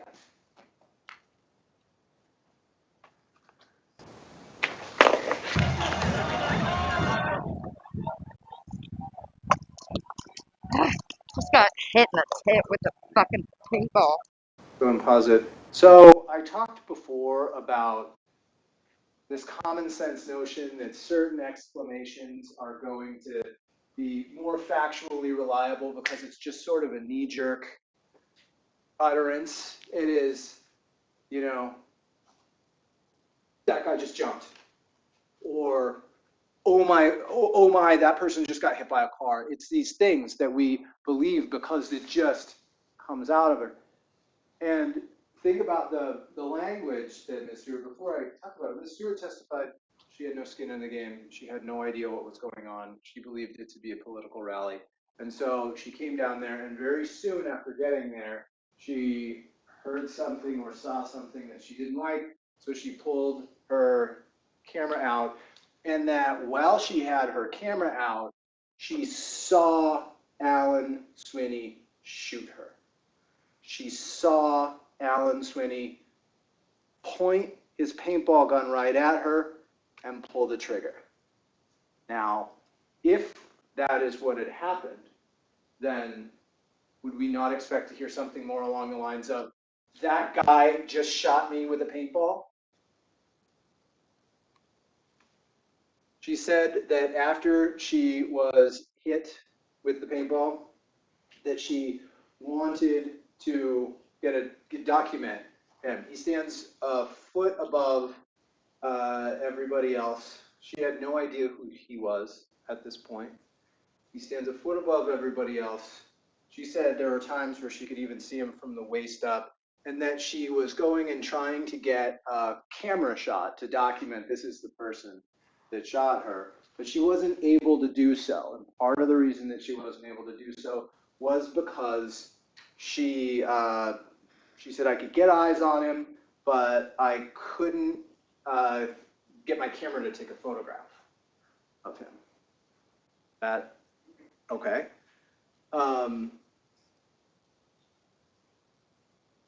She said that she then ultimately had to retreat because somebody from the Black Lives Matter side was banging a bat on the ground. And as a result, that person was being maced. That is right there, at least, evidence that, further evidence that the people on the Black Lives Matter side, left side, are engaging in threatening conduct. That's threatening. Banging a bat on the ground is terrifying. So she gets maced. She returns to the back of the park. Can we do the map? And I'll tie most of this in later, but Ms. Stewart's entire route that day was, I don't remember exactly. She said she had come across the Hawthorne Bridge in order to come down here. So I didn't get exactly, I don't remember what she said her exact approach was, but that she's somewhere in there, 10 to 15 feet off the road. and pow, she gets hit with a paintball. She then presumably goes up here, gets pepper sprayed, and heads to the back of the park because she doesn't want to get hurt anymore. When it comes to you asking yourself a question upon deliberation about is this something that I don't have doubt about? She said that at the time that everybody was leaving, she saw everybody, or she believed to see everybody moving this way, and thought it was a good idea, even though she had retreated to the back of the park in order to keep herself safe so that she wouldn't get hurt anymore. She decided to take the rubbish that she had, I mean, checks out that she lived in England if she calls it rubbish, but she decided to take the rubbish that she had picked up off the ground, go straight towards the group of people who had a guy in it that just indiscriminately shot her in the chest with a paintball. Does that ring true? Or do you have some doubt about that? Because it's important that she ended up doing that, because that then gave Alan Swinney another opportunity to swing around and just this time, just blast her right in the face with mace. Now, I showed you, so states 39.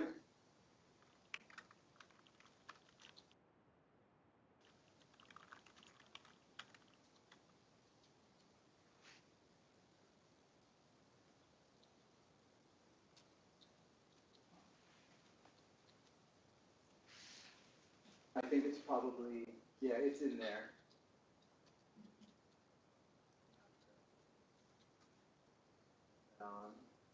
Wait, go back up. I'm glad I found this. One more.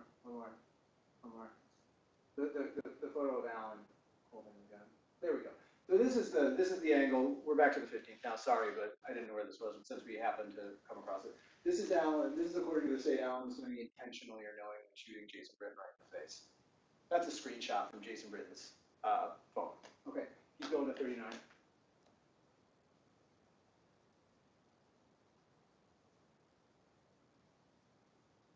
There we go. Yellow. Paintball is yellow in color. So I will concede that Megan Stewart got hit in the chest with a paintball. That was yellow. Let's go to, I showed it to you during the trial, states 64. Alan Swinney holding his paintball gun. Go ahead and get it to, I think it's 38.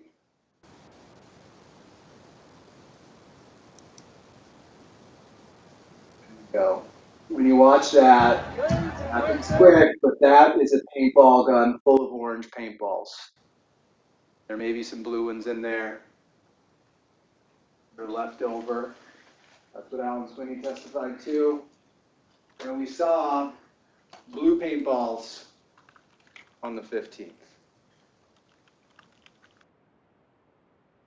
So that proof beyond a reasonable doubt that it was Alan Swinney who shot Miss Stewart. Is it? I say right there, that's doubt. That is doubt right there. But there's more. Let's look at state 72.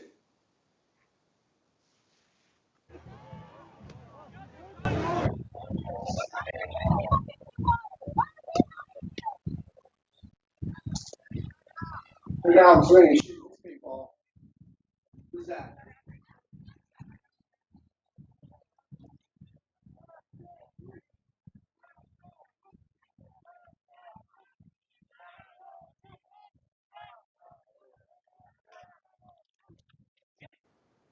Somebody right next to him, holding a paintball gun. And you'll see on that video shooting a paintball gun. So, even if Meg Stewart, you don't have to believe that Meg Stewart is not telling the truth at this point. She could have looked over and seen Alan Swinney holding his paintball gun up and then not been hit by a paintball shot from Alan Swinney's gun. Further doubt. That's not unreasonable. Go ahead and finish the video.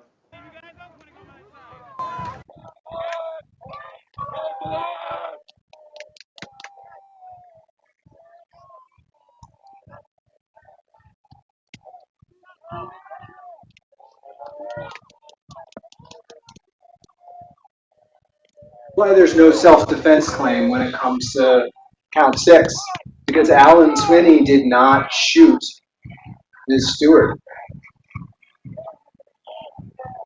And to the extent that there are audio recordings of Mr. Swinney, one of those ones, 90, 91, 92, one of those recordings, you hear him say, "It wasn't me that shot her."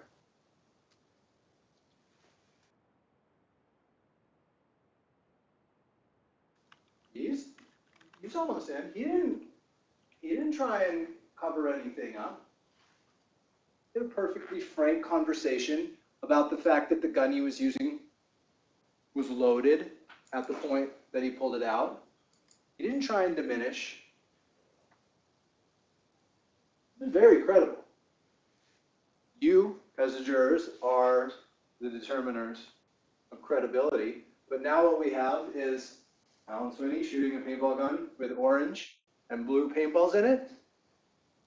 Ms. Stewart was hit with a yellow paintball. Another man standing right next to Alan Swinney, who also had a paintball gun, who was shooting.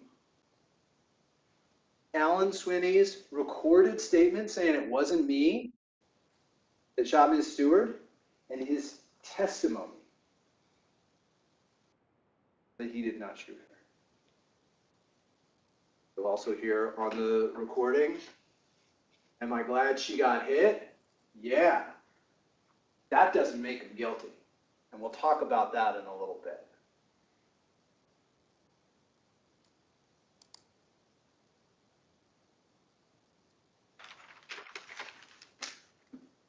So where the state fails on Mr. Swinney on count 6 is caused.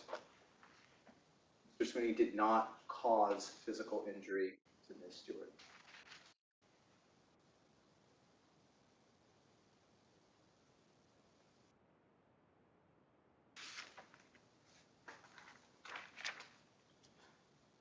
Count 7, also unlawful use of a weapon. This is where we end up with a lot of videos where Mr. Schweitzer, I can't remember exactly how he characterized it, but he said, there he is again, shooting his paintball gun off. There he is, shooting his gun. There he is, shooting his gun. It's all unlawful. That's unlawful use of a weapon. It's up for you to decide. But first of all, for the same reason as I argued before, that they would have to prove that he had intent to use it unlawfully. What he says he is doing is he is marking people who he perceives as being a threat. What is that doing? That is warning other people that that person has been perceived to be a threat. It is potentially alerting police if they ever come, but that is not unlawful use. That is certainly not a conscious objective to use unlawfully.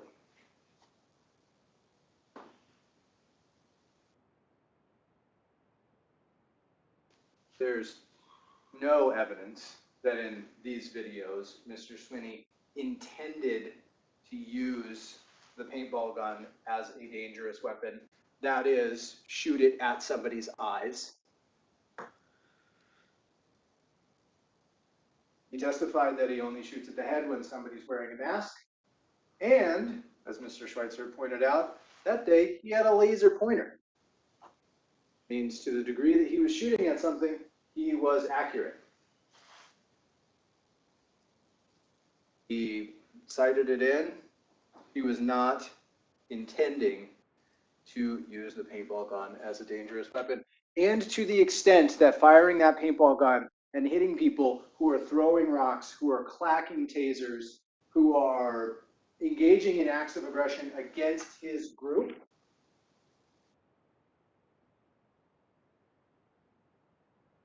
in the event that hitting somebody and causing them some physical pain will deter them from engaging in that, that is self-defense. That has not been disproven beyond a reasonable doubt. Nope.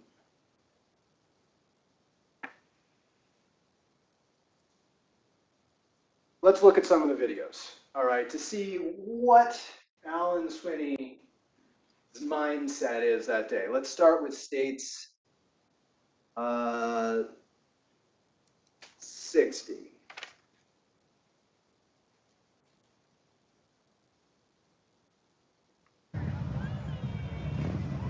That's not it. Try 61, sorry.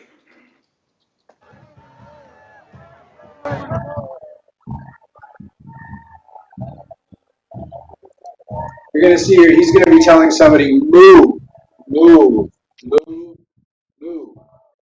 Not the most flattering portrait of Alan Swinney in this trial, but what he testified, remember, is that we prevent them from getting in and we create a buffer.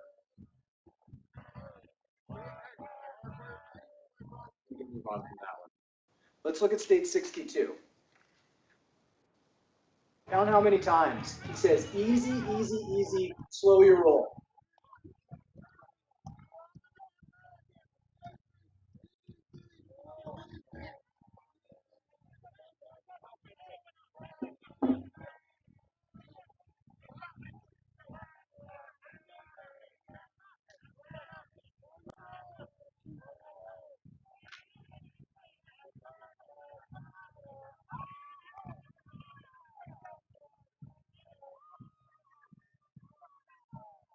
That's how I heard 9. You can listen to it, you can watch it and see. Is somebody who is saying, easy, easy, easy, easy, slow your roll, easy, easy.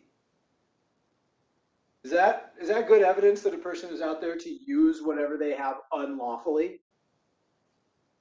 Seem that way. I have some doubt about that. Mr. Swinney talked about, on his testimony, the various types of use of force that he engages in order to keep his group safe and himself safe.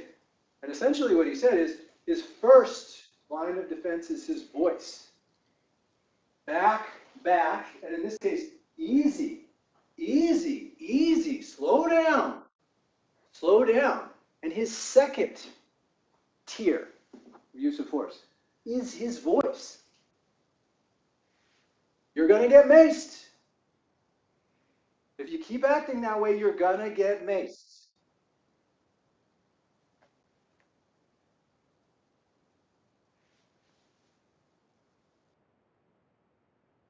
This one also 62. We don't need to replay it, but that's the one where Mr. Vasquez was crossing and challenging him on, you're going to obey laws. You're going to obey laws. He says that on there. Sure does. It's plain as day. The effort, I believe, will be to twist that into him being Batman or something, coming out to engage in vigilante justice, and I'm going to make you obey the law. Sure, possible. But it's also possible that you are not going to get away with attacking us. You are going to obey the law by not attacking us. And if you think that's also possible, this is just compounding down.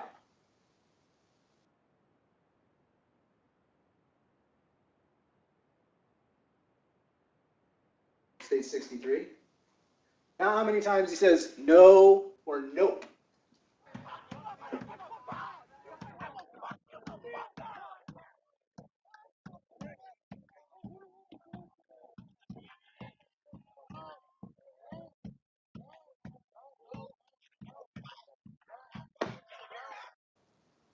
And it just goes on and on. No, no, no, nope, nope, nope, nope, nope, nope, nope.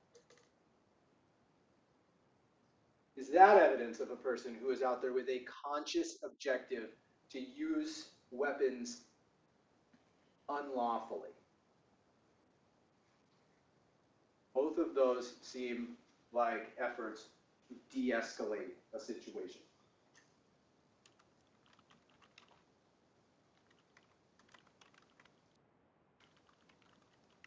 He says don't a couple of times in there, and then again, he uses his, on that video, he uses his second tier of, if you keep standing around an agitator, you're liable, you're all likely to get maced. He's saying, this person right here is creating a threat, and we need to get away from this person, and everybody needs to calm down.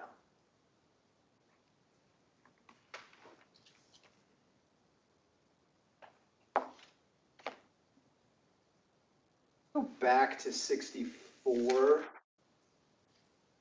This is the one where he's pointing the paintball gun, and you see the orange paintballs in the hopper. And we did it during trial, but just to remind you, it's been a weekend.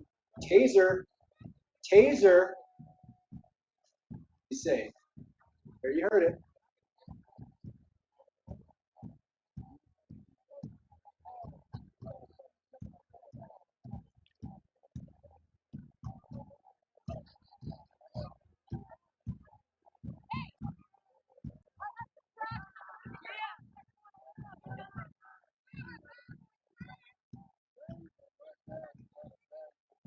Taser, taser, taser. It's a weapon. It hurts.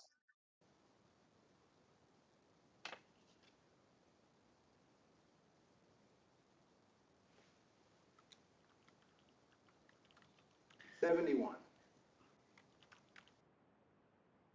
Go ahead and pause it. He testified, Mr. Swinney testified, that they were boiling oil or heating up oil and squirting it into his group. Even without his testimony that that's what that is, that's a really good guess. As far as we didn't have anybody saying what that was, that's a really good guess that that's oil. That is some sort of viscous liquid that has been, I guess without his testimony you wouldn't know how it got there. But with his testimony, you know that it got there because it's been sprayed into the group.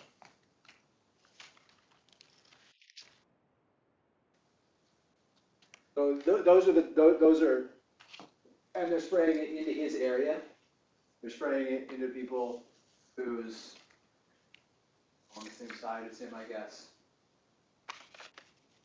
His marking of those people that are doing that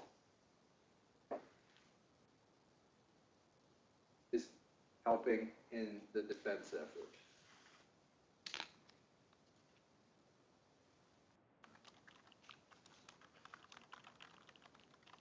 It's 72, you just see a lot of, we can just play, you just see a lot of incoming stuff here. I think it's also the other one. If you're wondering whether Alan Swinney is a target, you hear somebody going, "You're a coward, Alan Swinney."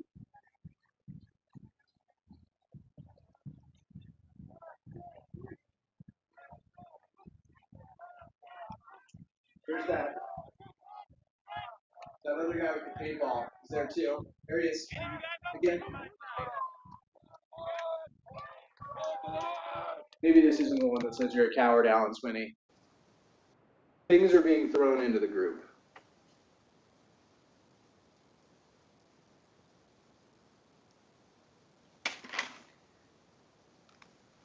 So I was talking about whether he has intent to use the paintball gun unlawfully. He would also have to be intending. That would be, it would have to be his conscious objective to be using that paintball gun at that time as a dangerous weapon.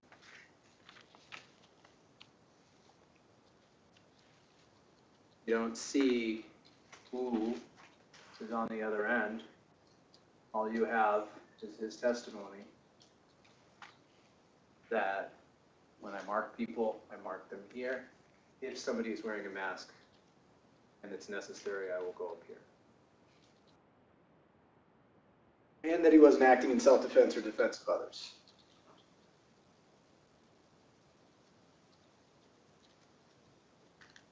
Take your pick as far as which element has the doubt that for you that acquits Alan Swinney of that charge. Okay, count 8. Unlawful use of a weapon with a firearm. Let's watch those. So we heard Ms. Carell's testimony. So let's talk about Ms. Carell's testimony for a moment. Ms. Carell said that at a certain point early on when she got there, Alan Swinney just looked her right in the face and said, "Sweetheart, I'm gonna fuck you up."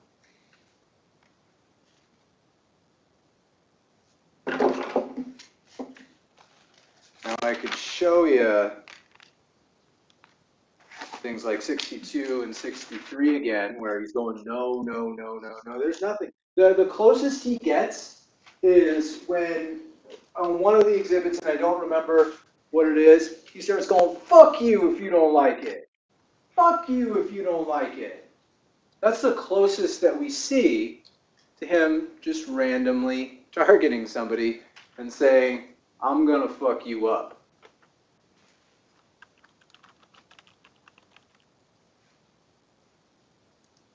Ms. Carell knew who Alan Swinney was before she attended that protest on August 22nd.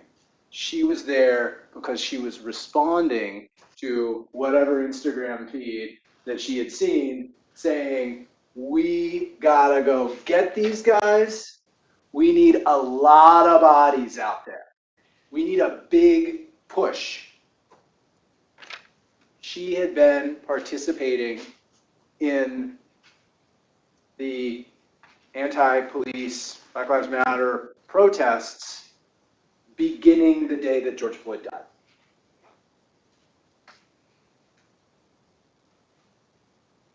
She's died in the wool. Black Lives Matter. No evidence that she's Antifa. I'm not going to try and make you think that. But she certainly has disregard for Mr. Swinney. It's not the basis of any charge in this case that the allegation of Mr. Swinney's words of, "Sweetheart, I'm going to fuck you up," that's not the basis for any charge here. But there is some reason to doubt that he ever said that.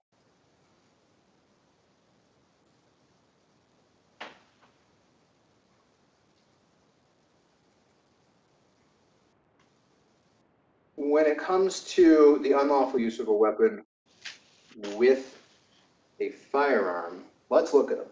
Let's pull open 80 and 81, or just start with 80. Now, pause it and take it back. Brittany Correll said that this was during a time that the day was sort of up and down, that there was chaotic moments and not so chaotic moments, and but this one for her was just the moment where everything sort of became a blur. But what she did say, and she used this word on direct exam, tink. I heard an extra loud tink, and I thought it might have been somebody shooting. She said that she saw all the people in front of Alan, Mr. Swinney, duck. And she said that she saw him with his gun out. So let's go ahead. And I mean, you can see that projectiles are being shot. This bat gets hit by one, and you can see it. You can see something bounce off that bat, and perhaps the tinks that you hear are those projectiles that Mr. Swinney said were coming at him, and none of them hit him in a spot that was unprotected. But he knew that there were people behind him, and he knew that he was being hit in the eyes with lasers, and where this was coming from was essentially a bunkered down area of people hiding behind umbrellas. So, I mean, the video.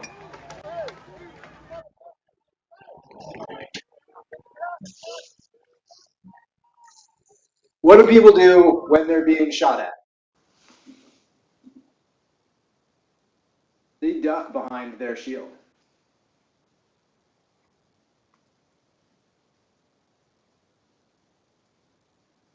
This is an escalation from the other side that is beyond anything that's gone on that day. Up until this point, there's only been projectiles thrown. But at this point, we have hard, solid objects being shot at high velocity towards Alan Swinney. And in response, what he does, you can see on the video, if you watch the video, he no longer has his paintball gun with him. He no longer has any pepper spray.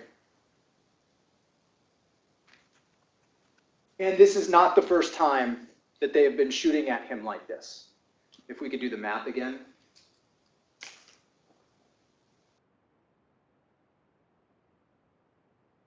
Testified that originally he was, I don't know, somewhere along here, and he was being shot at and lasers in his eyes sort of along here. So he moved away. And then later, they get back up and they're shooting at him again. They're not going to stop. So what does he do? He pulls his gun out and he points it at them and he says, you can hear it on the video, hey, hey motherfuckers, are you done? And they're done. They stop. He used the amount of force that was necessary in that circumstance to get them to stop shooting at him.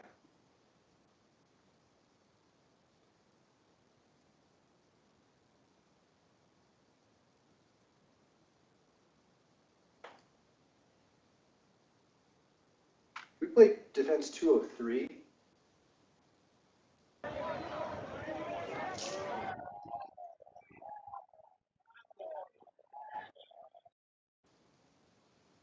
Right there, you can watch Defense 203. What that has on it is a bunker of people standing behind black umbrellas on the park side. That is corroboration of what Alan Swinney saw that day and told you about. There are aggressive forces out there that are hiding their identity, who are, I'll acknowledge there's no evidence from that shots are being fired from there. But this is something that they do. That's what he saw in this case. He believed there were people, he knew there were people behind him. Can we watch 81 just to make sure we've seen everything?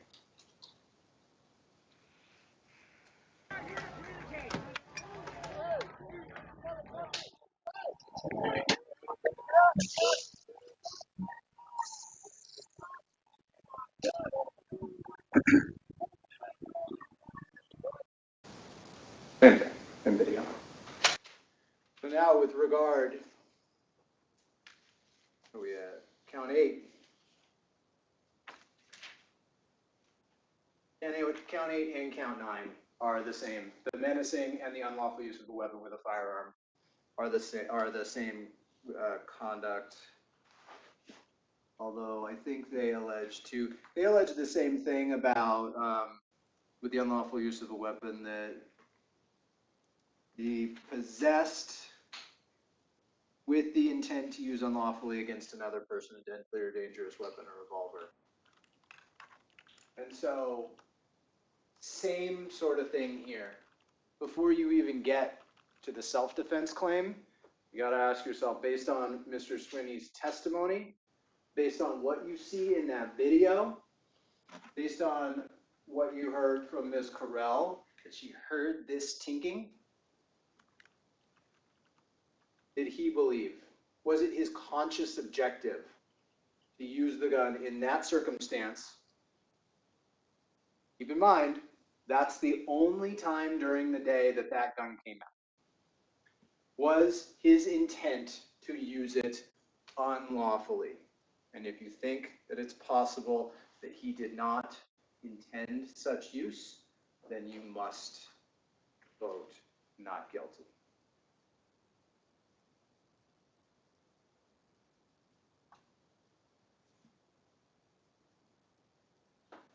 For the unlawful use of a weapon, you have to, with number 3, Alan Swinney intended to use the revolver as a deadly or dangerous weapon. Was it his conscious objective to use it in that way? What he did, he used it demonstratively. He used it saying, enough.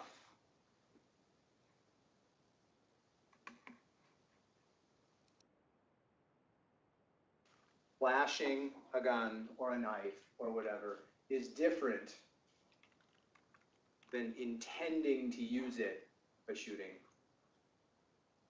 or stabbing. And then finally, was the state disproven that he was acting in his own self-defense or the defense of others? No. Or at least there's some doubt that's not unreasonable. Same thing goes with the menacing. This is menacing self-defense. Okay, last couple. Pushing on through. Count 10 and count 11. We're back to Ms. Stewart. She is now, although wanting no more than to stay away from the group of people containing the man that she believes shot her, she then heads straight back towards them. And at this point, she already believes that Mr. Swinney, I'll give it, she believes that Mr. Swinney shot her. At this point, she goes to throw rubbish in the bin, and she says that Mr. Swinney comes around from the van, and her testimony was that there were 6 or so people, all in head to toe black, that he starts macing, and then he maces her. Let's look at number 80 and 81 again. Pause it. Pause it. This is before the group is leaving, and Mr. Swinney does not have any mace. He even testified that at this point, nobody really had anything. Now, I'm not saying that Ms. Stewart didn't get maced. She did take a photo of herself right after she got maced the first time, and did not take a photo of herself subsequently. That may be some indication that it might not have happened the way that she said it did.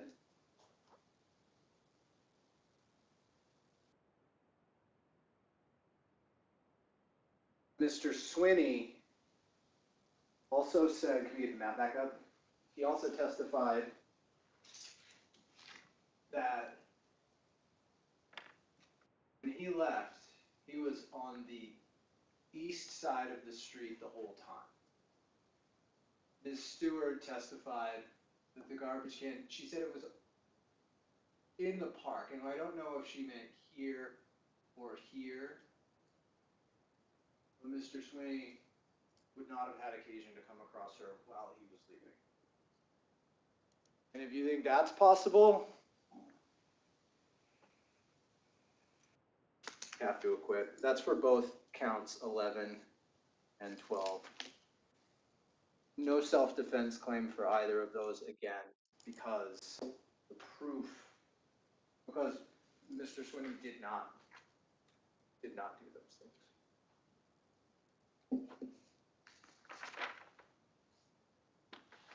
So,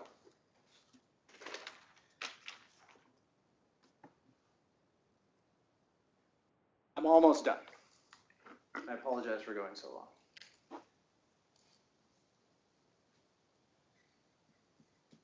But I think it's important to really dig down into these issues so that you can give Mr. Swinney your full considered decision, your considered deliberation on all of these matters.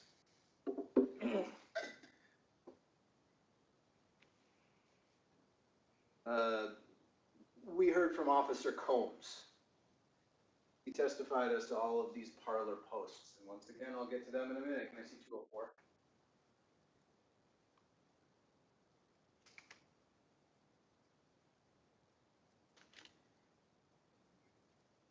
Can't really see that. I had Mr. Swinney, because I didn't have it on my computer, this is what I had Mr. Swinney read into the record.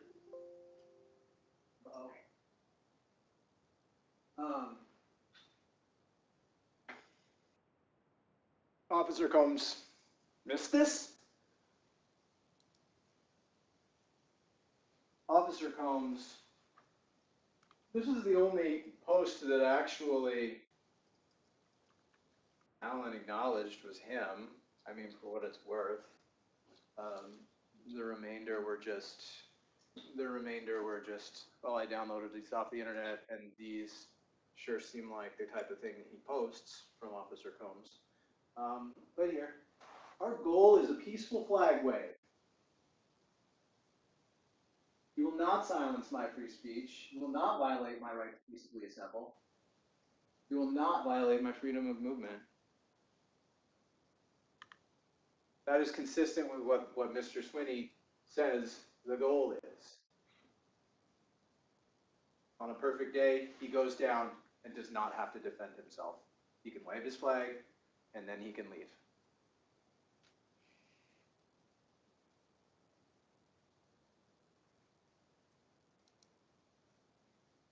Heard from Officer Ashheim. Officer Ashheim came up here and talked, pulled out a big gun, said this is a different gun, but it's the same kind of gun. It's really important for us. I had to figure out what kind of gun it was. I figured it out by looking at the photographs, by knowing stuff about guns. We did not hear from Detective Jones that Mr. Swinney testified that very soon after this, he had a conversation with Detective Jones. He heard that the police wanted to talk to him. So he made a lot of efforts to contact the police. I can't even remember how many PPB, Clackamas County. I mean, your notes are going to be more accurate than my memory on that, but I remember him indicating that he was trying to talk, and finally he gets Detective Jones on the line, and he told Detective Jones the same things he told you.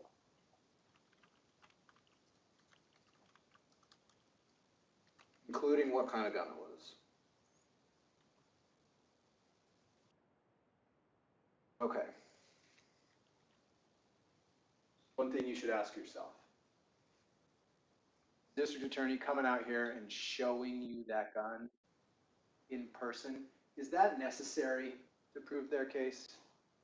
Or is there some sort of calculation there to try and emotionally persuade you? It's something you should not do. You should not allow yourself to be emotionally persuaded. You should look at the evidence, and you should rely on your common sense and reason. So, briefly, proof. What we need here is proof beyond a reasonable doubt, and I've talked some about reasonable doubt, a reasonable alternative possibility, but I want to talk about a metaphor right now. I mean, this is not, you heard the judge talk earlier, this is not a preponderance of the evidence, which just means more likely than not. This is not clear and convincing evidence, which means highly likely that the person is guilty. This right here is proof beyond a reasonable doubt. And one way that I like to think about it is that because it is the state's burden to prove beyond a reasonable doubt, you should consider that everything that they put in front of you, their evidence, not their statement, not their arguments, the evidence that they put in front of you is them packing a parachute into a parachute bag for you. And at the end of the day, once Mr. Vasquez is done, he's going to hand you that bag. He's going to say, there you go, jump out of a plane. Now, is that case solid enough to know? I mean, I would want to know beyond a reasonable doubt before I went jumping out of a plane. Is that going to be enough? And remember, the proof has to be beyond a reasonable doubt as to every single element in any crime of conviction. With that said, I want to talk about doubt. What is doubt? Here's how I see doubt. And you as a juror are perfectly okay disagreeing with me. But as you have been sitting on this jury, there have been instructions for you to not look up anything, don't go to any of the scenes, don't talk with your friends, don't talk with your family. All you can say is, I'm sitting on a criminal case, and Judge Moad tells me that I can't talk about it right now. Once you're done serving your jury duty, you will be able to talk. You can talk to anybody that you want to about your experience as a juror. And when you have those, I want you to think about those conversations that you're going to have with your family or your colleagues or your friends, whoever, somebody on the bus, about your time on jury duty. And if you think that it is possible that at some point during one of those conversations, you might say to that person, do you think I got it right? That is doubt. If you think that conversation down the road is a possibility, then you have doubt. And it's even more than that. It doesn't have to happen during a conversation. If you think that thought could cross your mind at some point in the future, did I get that right? That doubt.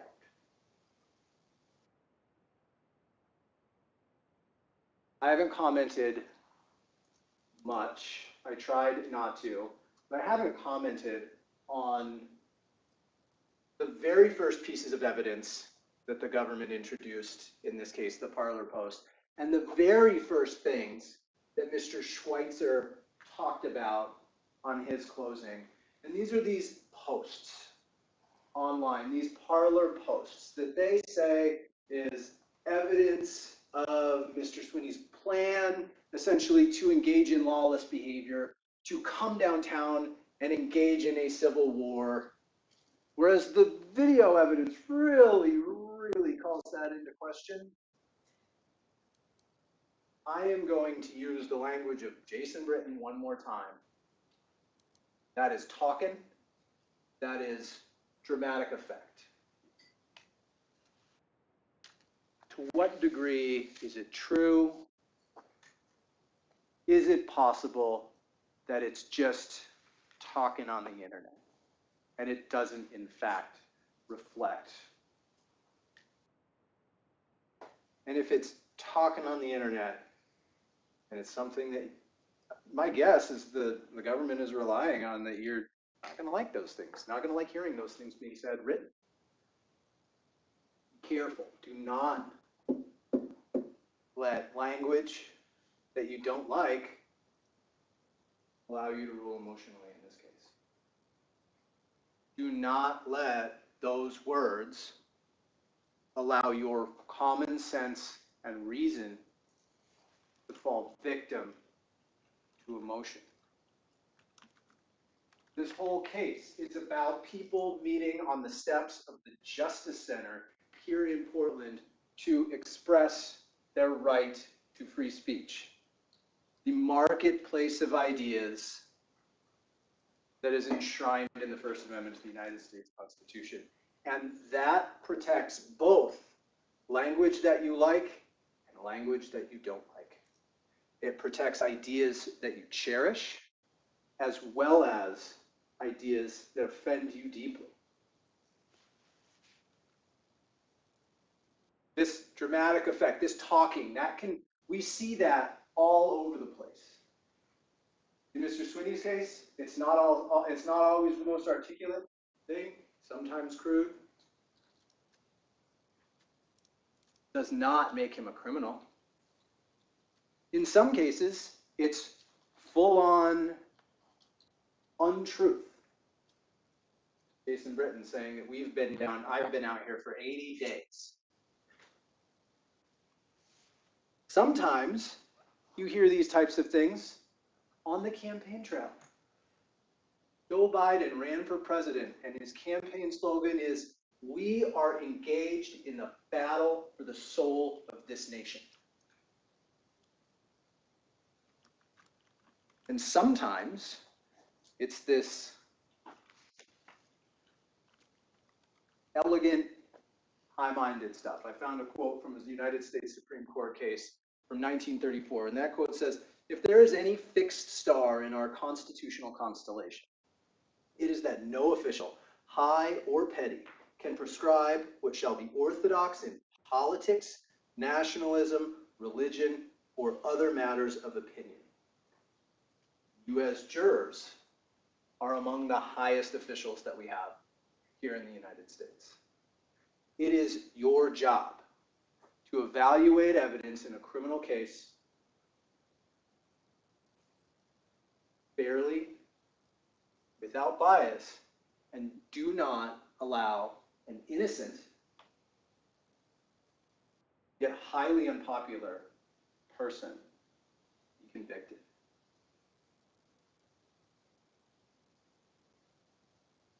I'm done. It's the last time you're going to hear from me, I promise. Not quite done. Mr. Vasquez will have an opportunity to stand up here at this point, and the idea is for him to rebut the arguments that I've made.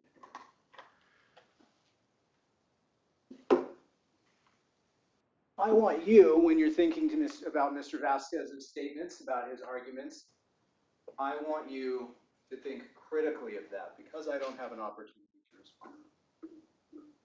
Think about how I would respond. Think about, is this actually the evidence as I remember it? Thinking critically is not thinking unreasonably. The right result in this case is an acquittal on all counts. The only result, the only just result, is an acquittal on all counts. Thank you. All right, we're going to take our afternoon break. It's going to be brief so that we can get to Mr. Vasquez's rebuttal argument. The record on Mr. Keenan.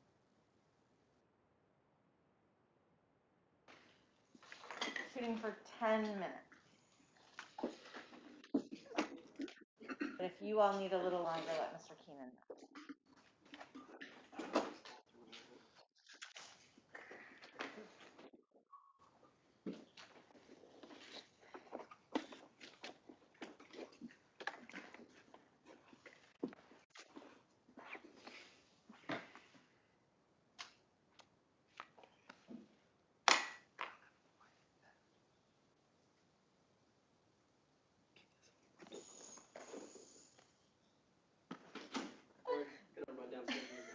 I know. Yeah, that's fine. Just really quickly, Mr. Vasquez, before you leave, are you planning on, do you want to use the firearm as a demonstrative exhibit in your closing argument?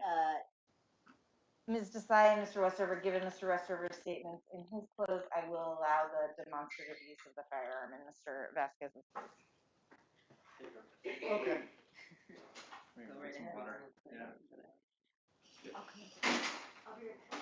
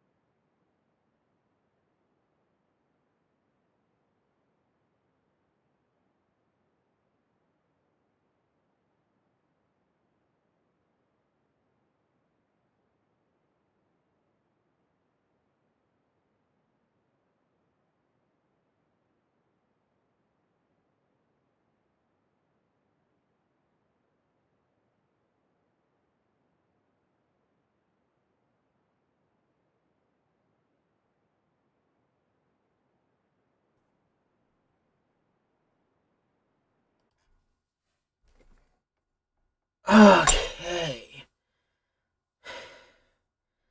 Yeah, so jury is taking a break for 10 minutes.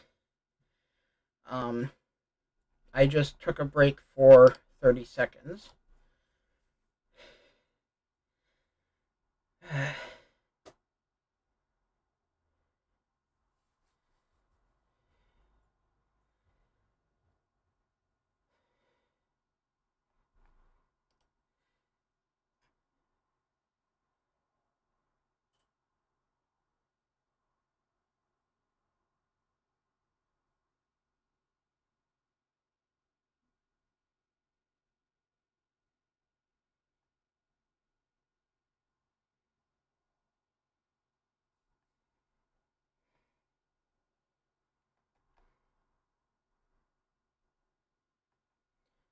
Oh, jeez.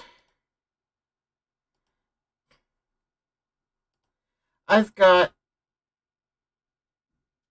uh, screenshots of him advocating for ideology tests to be allowed to visit City Hall.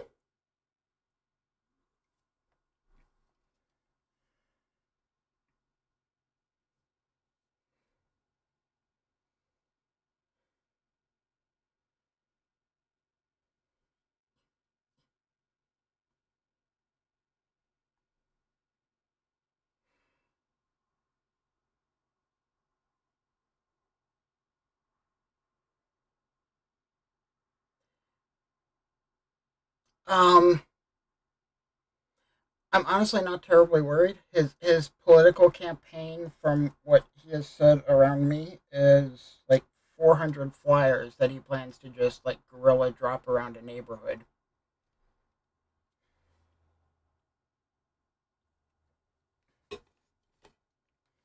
His Twitter feed, last I checked, was basically every post he could find that references him, good or bad. Um, I think the idea of there is no such thing as bad publicity is a bit of a misnomer.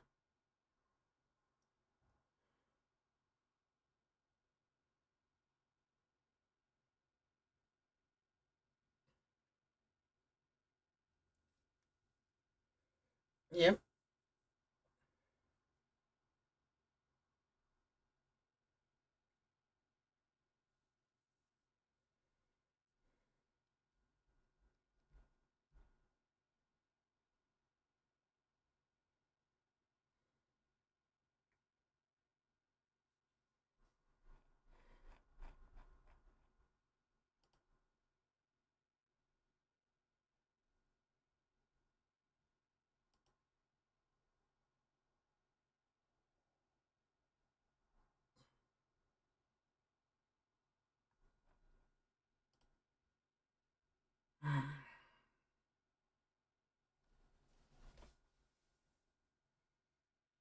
Yay, finally cleaning yourself up.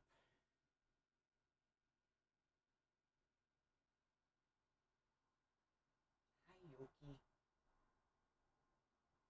Who's a pretty girl? A pretty girl.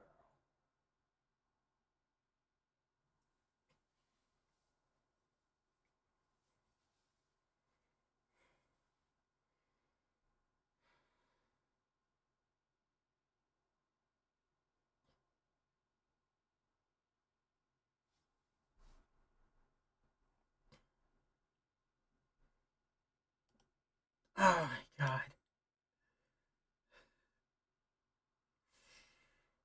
You're trying too hard, dude.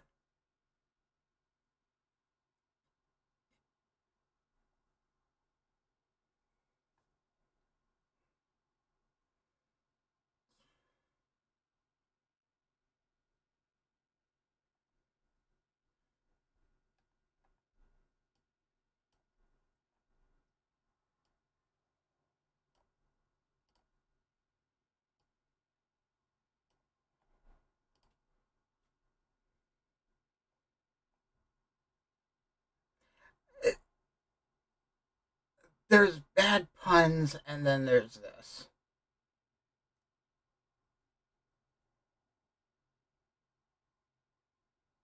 I mean, a bad pun would be Andy No has a British accent.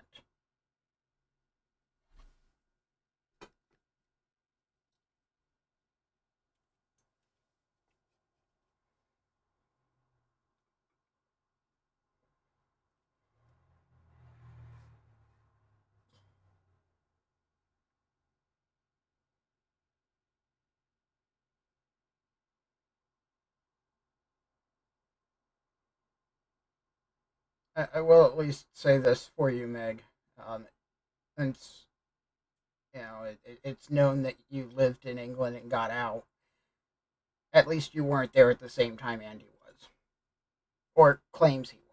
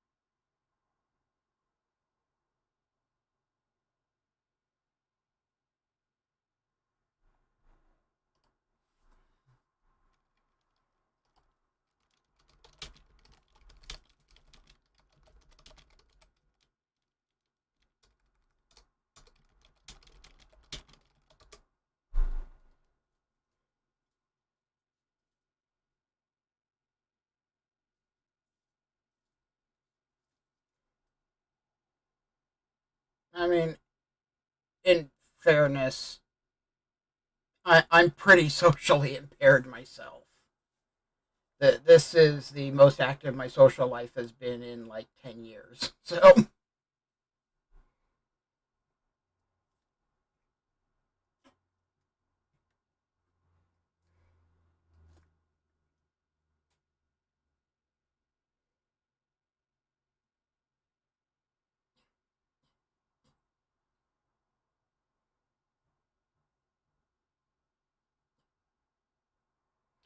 I was thinking about that, but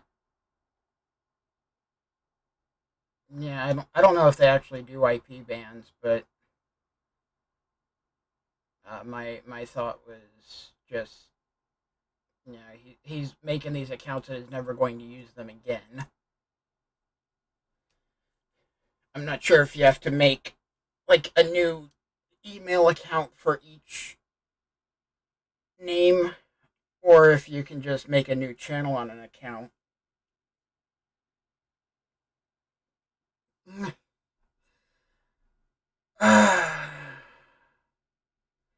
Methinks thou dost protest too much.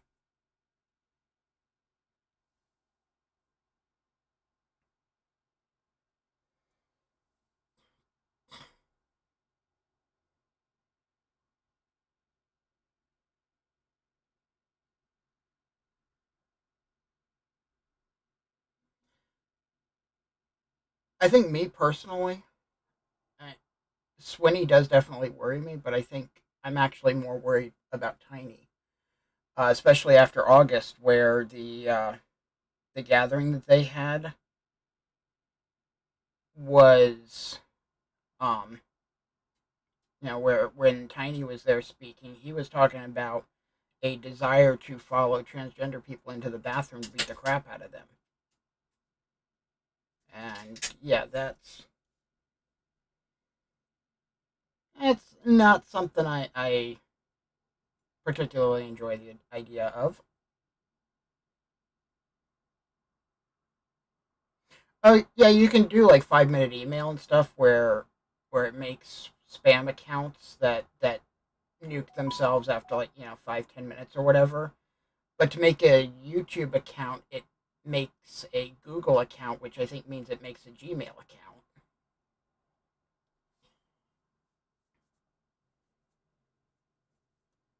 So it's not like the just make up a name, an email, and a password to make a new account.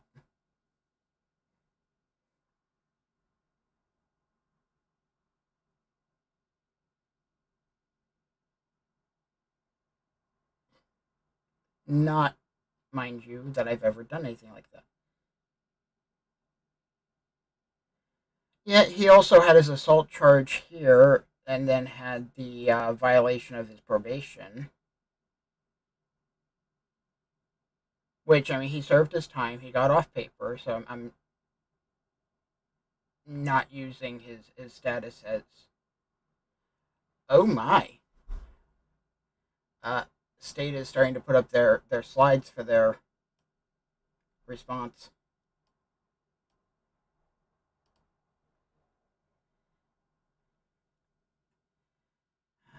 They're going to pull audio again. They're going to pull Parlor. They're going after self defense.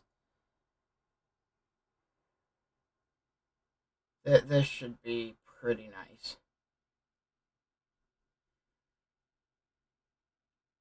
Yeah, I know I've heard compelling evidence suggesting that Tiny's got an outstanding warrant in Washington from January 6th, not to be confused with January 6th in Washington, D.C.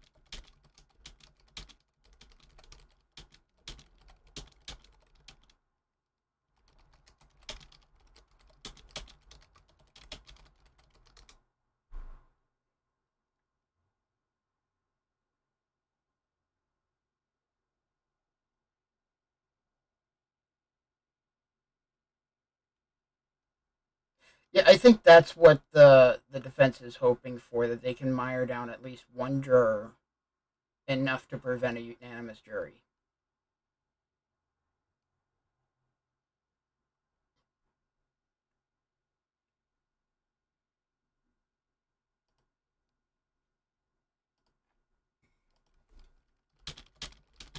Hmm. Let's see here. Where was that?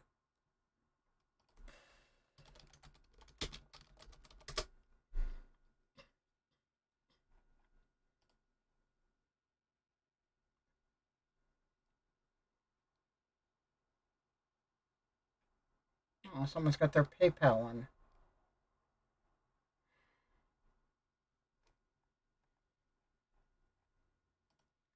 How do I do this?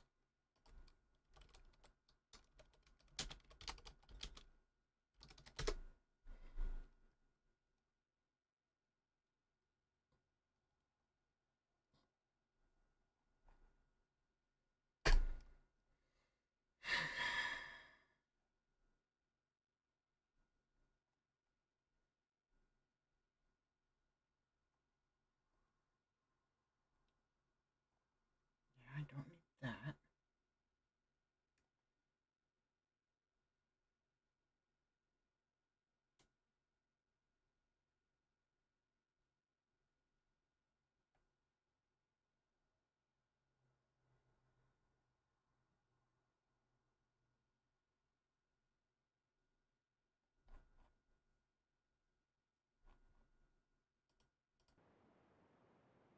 came here with his Give us 6-shooter the audio. so that he could terrorize our social justice movement here in Portland. Plain and simple. He is not a sheriff. He is not a lawman. He has no authority over the streets here in Portland. Period. He's an outsider who chose the Justice Center specifically because many young people, elderly people, moms, fathers, people from all walks of life came to the Justice Center seeking out social change and justice. He came here because he knew this was the center of the action. And he wanted to be that vigilante cowboy, to tell people what they could and could not do. And specifically, he wanted to tell them what they could and could not say. Alan Swinney wants you to believe that he's just a patriot, wants to do some peaceful demonstrations. In fact, this ridiculous claim went further in his testimony when he told you, I would have been tickled to death if we could have went down there and nobody was there and we could have just had our flag wave and left. Everything from his words, his actions, his weapons show you that that is a ridiculous claim and has no basis in truth or fact. His path to violence, it's clear. In fact, his path is just as clear as it was to leave that day on August the 15th to get to that parking garage. He's the one that chose the points to stop. No one stopped him, period. And on that path to violence, how do you get there? How does Alan Swinney get there? Well, let's start. He likes to grossly overgeneralize people. He just lumps everybody into one category. You don't agree with him? You must be the radical left. You're a terrorist.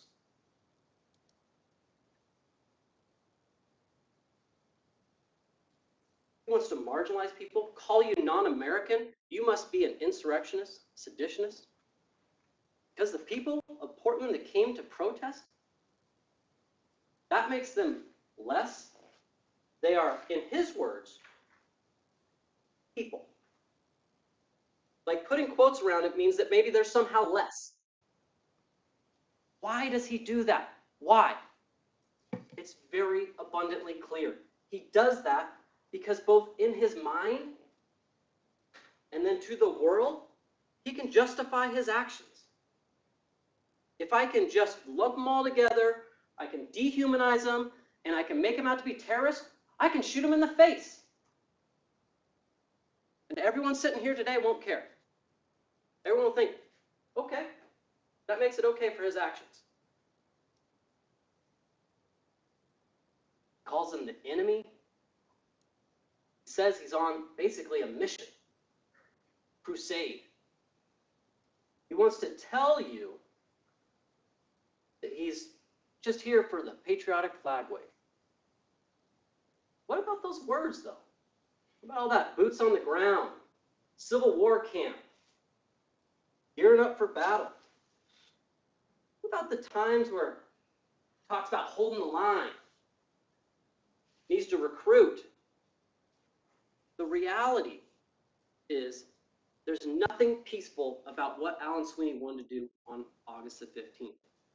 When you go through the evidence, you hear very particularly that he had a plan. He wanted to see if he could bait him in so he could have his fun. He could do the assaults that he wanted to do that day. He intended it. It wasn't an accident. He was free to leave that day. In fact, people were telling him to leave, and he stopped.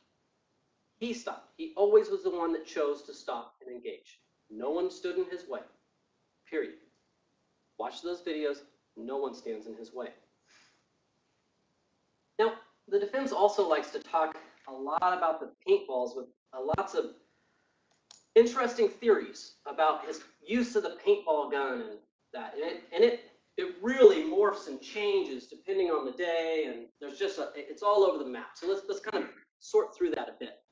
So one of them is, well, he wanted to shoot those guys in the mask to, just like paint over their mask. I mean, there's so many problems with this particular theory that we'll go through. One is he is standing insanely close, and somehow he doesn't even get the mask. If you watch the video, the glass is clear. He hits him square in the forehead. Another one is, if that were true, if it was because, I just wanted, because my mace wasn't working on them, I needed to shoot them in the mask, why couldn't they just wipe it off with a t-shirt? How's that stopping them? It's not. How does that go with what he really wants to do, which is inflict pain? That's what he wants, ultimately. When you listen to his words, you look at his actions, he wants to inflict pain. Sure, he'll tell you all day long, back, back, back. And then, pow, shoots them in the face. He's waiting for so he can see, in his words, the whites of their eyes. He wants to believe that he can tell you they're terrorists. It's okay. Now, if we look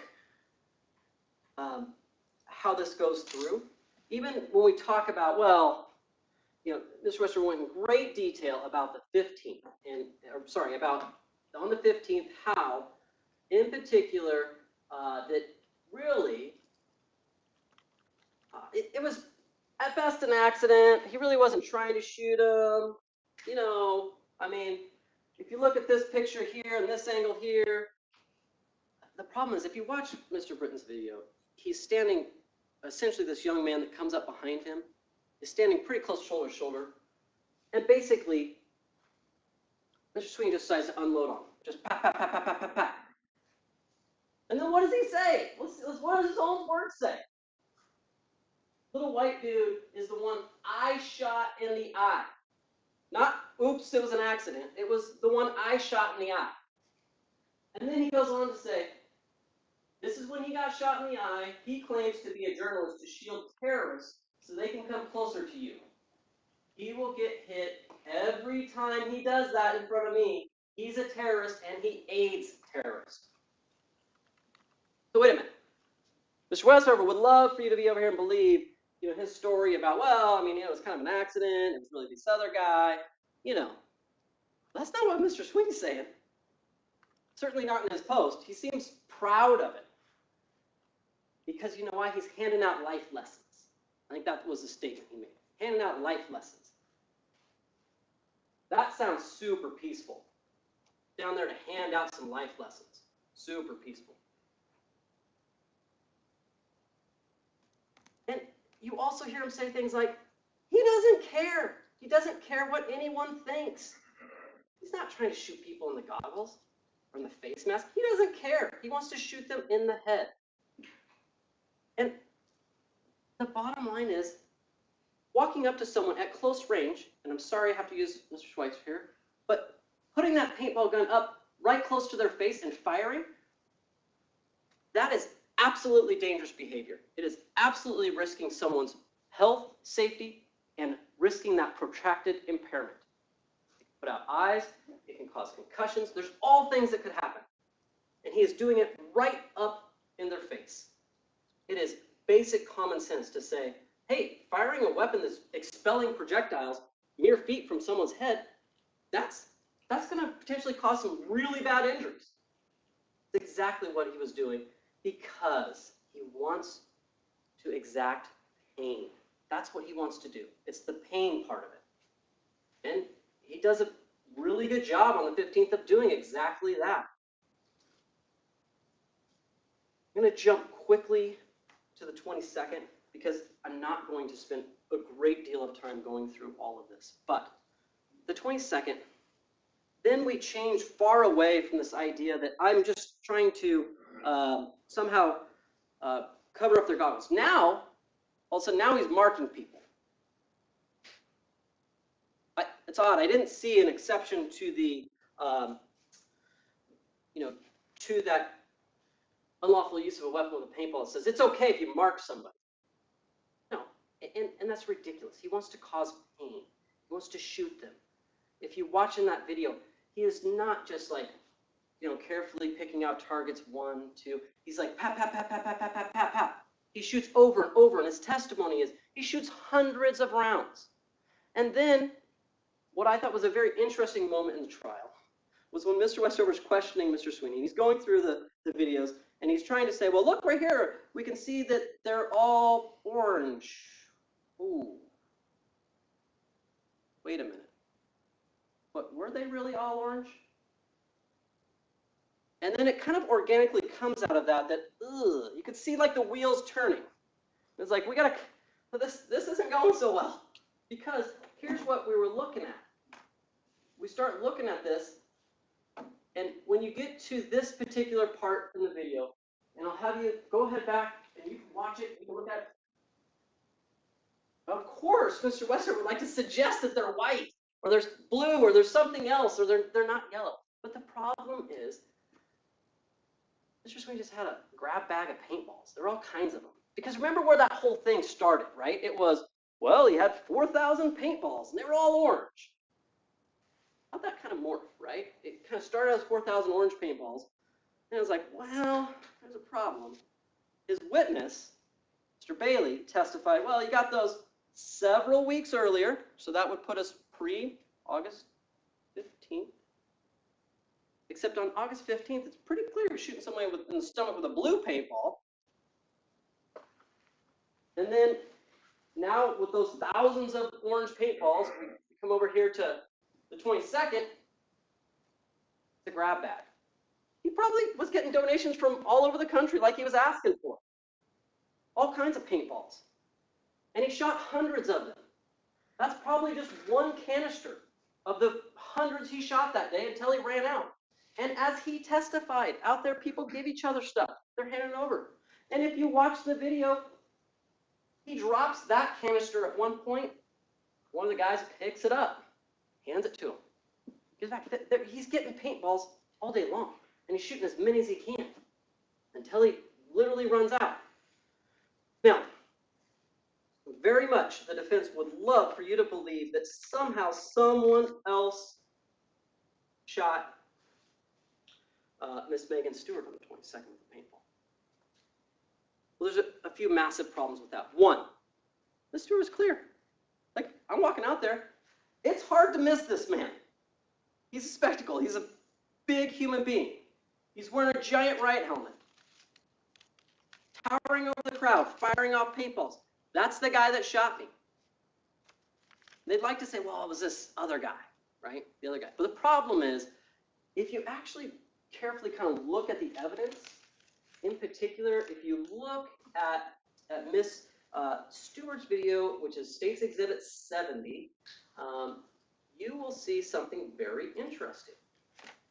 Make this one just a bit bigger. Okay, right here. When you go by, watch the video, you'll see he's got that riot shield up, and it's covered with that orange.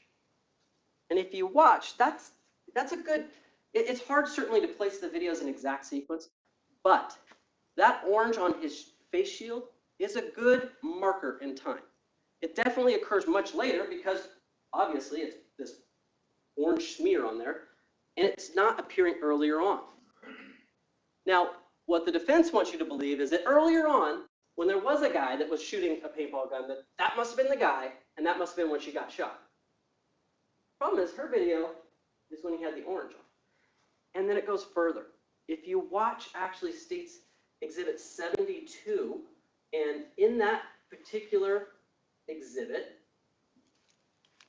that one shows you that, well, what happens is this man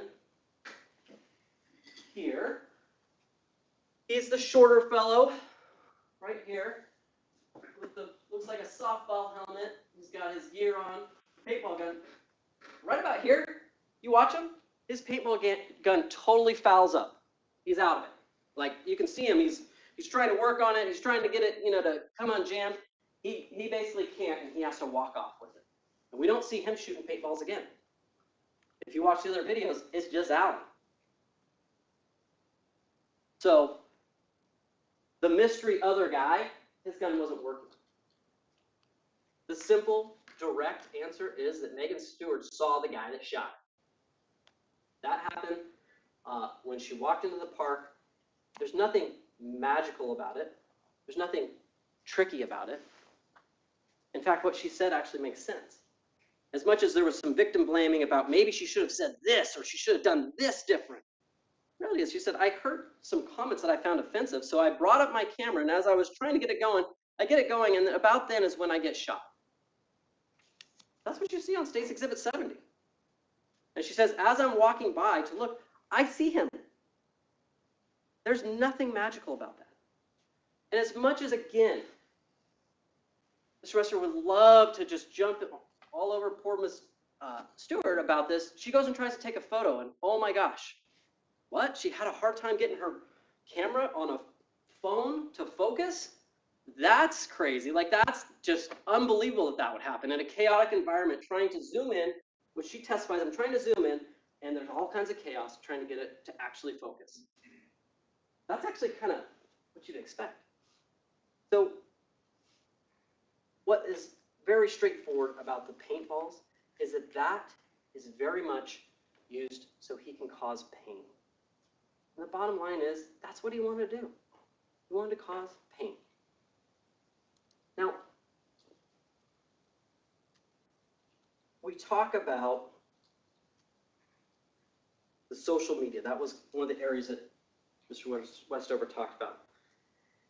In that it's this free speech and all that. That's great. Free speech is wonderful. Except this is not just speech. This is words combined with actions.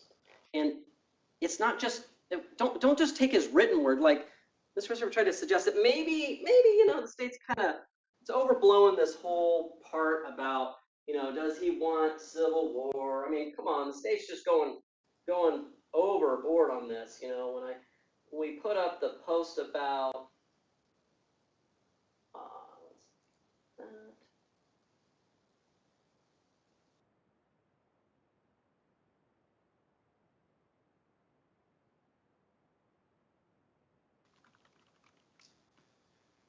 Well, it's just him just kind of puffing, right? Puffing. He's just puffing, right? Just talking big. He said that on July 17th. This isn't turning into a civil war. It is a civil war. Guess what he said yesterday? Well, I guess that would be Friday now. He said, I asked him, I said, in this post, you specifically say it is a civil war. And he says, I believe it is. I.e., to this day, he still thinks that. That's not like him puffing on social media. He still came into court and told you it's a civil war. This is a deep-seated belief that drove him to come on August the 15th and August the 22nd. This isn't puffing. Throughout his post, he talks about things about D-Day, boots on the ground, tip of the spear, hold the line, deployed. There's all kinds of statements he makes, whether on the social media posts or if he makes them in his audio, because he sees this as a military campaign. He says, we are actively fighting the left, not figuratively, just to make sure we're clear. Let's be really clear. We're not, when he says, this isn't some Joe Biden speech, and then when he said that, he follows it up with his actions. Look at the August 22nd date. He is actively fighting what he sees as the left, as he generalizes everyone. Whether you're an ACLU legal advisor, whether you're someone there to give medical aid, whether you're there in your shorts and t-shirts, maybe you just came back from Britain and you want to see what this is going on, you're all terrorists. You're all the left. It does not matter. He will categorize you as that, and he will feel free to exact as much pain as he can.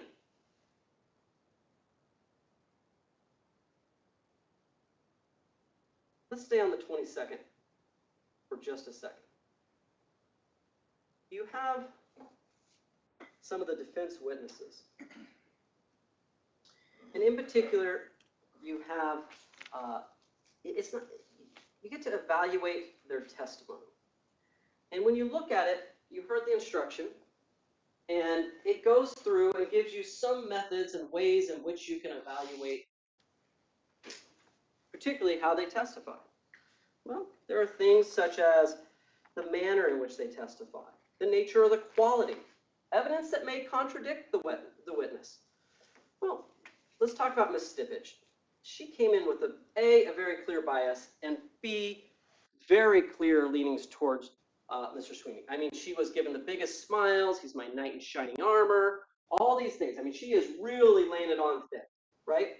But and somehow in all of this stuff, she missed him shooting the paintball gun, pulling the gun, and macing people. Watch the videos. How could you possibly miss that? There's this giant man walking around with a giant revolver on his hip, repeatedly shooting, evidently throughout the day, hundreds of paintballs, and somehow she missed that. How good of a witness is she? I mean, she would have you believe this was just, they were just there, you know, basically clapping hands, you know, saying some prayers, doing some speeches. I would actually, of course, look at Chad Teeters and say, well, you got there 15 minutes early. Was any of that stuff going on? Nope.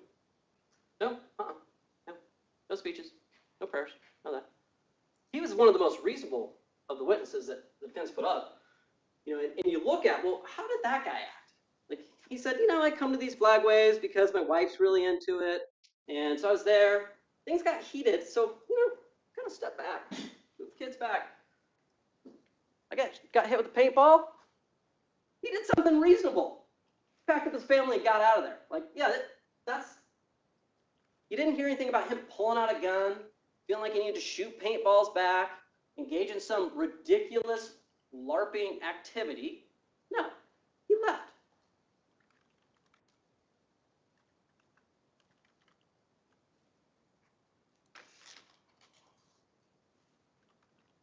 Now, another interesting witness was Mr. Heath. Appeared to be one of the oldest young Republicans out there, but that was his group. He came to film. It was his bias. He wanted to get the highlights. He saw on Swinney, by all accounts, he was a highlight of the day. Again, didn't see him shooting, paintball guns, all that stuff. What happened on cross-exam when we started talking about what'd you bring? What'd you bring, Mr. Heath? Man, that was odd. I brought my camera. Okay, well, let me help you out here. I mean, do you have anything else? Like, you know, keys, cell phone. Oh yeah, I had that. And then it kind of just trickled out. Oh, I got my CCW. Oh, why would the jury want to know that you brought a gun to an event downtown? Every right. He has every right, if he's a licensed CCW holder, that's carrying concealed weapon, every right to do that. That's fine. But at least tell us. Come in. That's fine. Okay, all right. Anything else? Anything else? Nope, nothing else. Nope, no. Are you sure? Anything? You want to tell this jury? What else, Chad? No? Oh, hey, Mr. Chief, what about the bear mace? Oh, yeah. I mean, why is he hiding that stuff? That's just ridiculous. He's another one that he just, if you watch his testimony, it is very clear. A, he has a bias, and B, he was just not willing to be very forthright with the jury. And finally, though, what's clear is, it was all this so bad and all that, he doesn't pull his gun. He keeps it down there, because that, quite frankly, would be unreasonable. Now,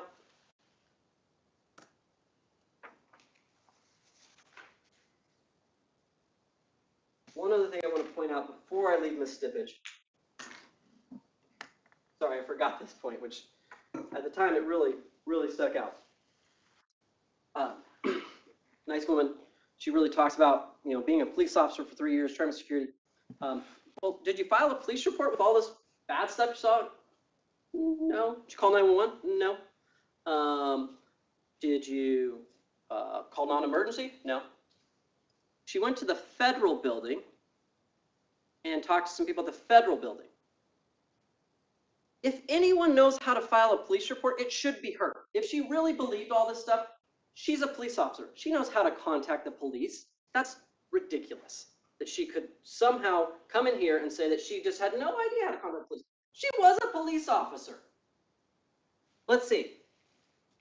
Megan Stewart was able to contact the police. We know that. She filed a report. Jason Britton, he was able to contact the police. It just goes to show that evidence that contradicts. She just, unfortunately, she had a bias. Evidence contradicts her. She's just not credible.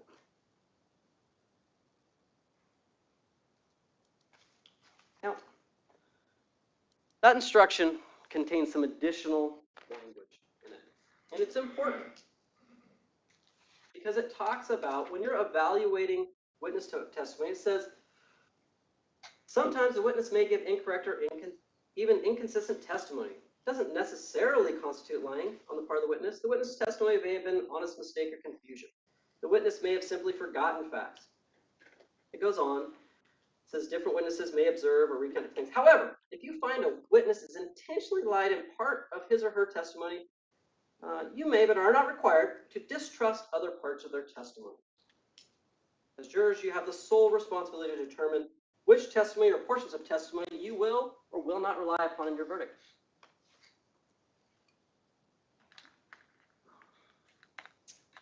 So let's look at Alan Swinney's testimony. Is this trustworthy? Is this good testimony? We already talked about his statements about this is a peaceful flag wave. This man literally sprays around bear mace like it's air freshener. I mean, he is taking a highly, highly irritant aerosol substance, which causes pain. It causes people to be disoriented. It causes your breathing to be affected. And this guy just is like, shh, everywhere he goes. He's just fired it off. On the 15th, people get too close, guess what? I'm going to start letting everybody know. I'm going to start in the air. Not at one person. If you watch that video, he is up here spraying. Get too close, bam, right in the face. And he will assault those people the moment that he determines it's too close. And we're going to talk more about that. Now, his testimony, when you match it up with the social media post, it's just not credible. It just simply doesn't match up to what he's saying elsewhere. When he tries to tell you on one hand, I'm super peaceful and that, match that up with, okay, wait, you came all the way here from Texas to the streets of Portland. And we heard where it said, you hate Antifa, hate them. You came here for that. And your words, your actions, what do you bring? You bring all this battle here, and you're telling us that that's what a peaceful protester looks like in pure head-to-toe battle gear. That's not credible. Now, on August the 15th,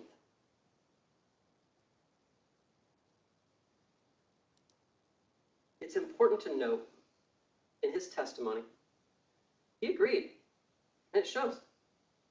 Basically, these people never even touched him. The one guy that walks up behind him gets close, and he's the one that reaches back.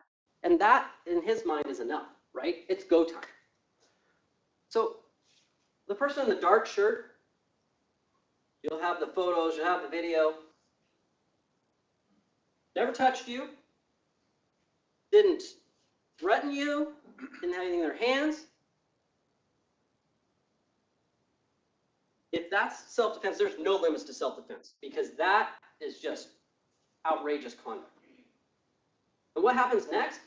Man walks up with a camera, so you shoot him in the head.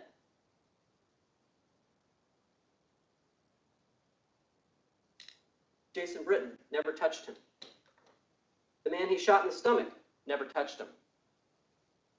The young black man that was next to Mr. Britton, never touched him. No one touched him that day. He was the one that chose to stop and shoot. On the 22nd, Megan Stewart certainly never touched him. Brittany Carell never touched him. But that doesn't matter, because for Mr. Swinney, for him, they all got hit by the karma bus. Ladies and gentlemen, there's not a karma bus. There is a 6'5" guy from Texas who will violently assault you if you don't agree with him. That's what there is. Let's go through the self-defense. The self-defense claim is as ridiculous as this gun. I'm not going to wave it around. I know how dangerous this is. I'm going to show you exactly just how ridiculous this claim of self-defense is. It's much like the cowboy who's going to bring his 6-shooter to town. He would have you believe, in his testimony, that in the midst of all this, he was carrying around a little bit of loose ammunition in his pocket. In the midst of all this stuff that's happening on the 22nd, he stopped and went, "Oh, excuse me, kind people of Portland. Hold on one moment. Take this out. I'm going to drop one in here. Put another one and get that one out. That one. That one. That one. That one. Okay, now we have 6 rounds. Okay, I'm going to put that back in my holster, because you do see he actually draws it out of the holster, and go back out." Look, that was, when I'm writing down his testimony, thinking, that just wasn't necessary. If you're going to say it was loaded, just say it was loaded. I mean, come on, Mr. Swinney. It was loaded that day when you walked onto the streets. Because unlike an AR-15, which he was encouraging other people to bring that day, this can't be loaded in 2 seconds. You actually have to take a little more thought and time and effort into doing that. Peaceful protester, encouraging people to bring an AR-15? Come on, Mr. Swinney. Let's look at that. As a jury here today, you get to determine, well, pause that thought. There's one other piece to the gun that we need to address. I believe it was Mr. Westover who said that, oh, he was just trying to make show of it. He wasn't really intending to use it. It was just an appropriate use of force, just kind of putting it out there. So this firearm, if you wanted to just show it to people, you could just pick it up and go like that, right? But that's not what he did at all. We know that. He cocked the hammer back, and he had his finger on the trigger. You look at the photo, it's very clear. If you're just trying to show people, flash the gun, as Mr. Westover said, you don't cock the hammer and put your finger on the trigger. He was intending to fire into a downtown park in Portland filled with people. That's absolutely an unlawful use of a weapon with a firearm. This self-defense part, you're a juror here and you get to speak for the community. Because you get to determine if that man's actions were justified. Was he acting in a reasonable fashion? There's claims, I guess, for both the 15th and also for the 22nd. So,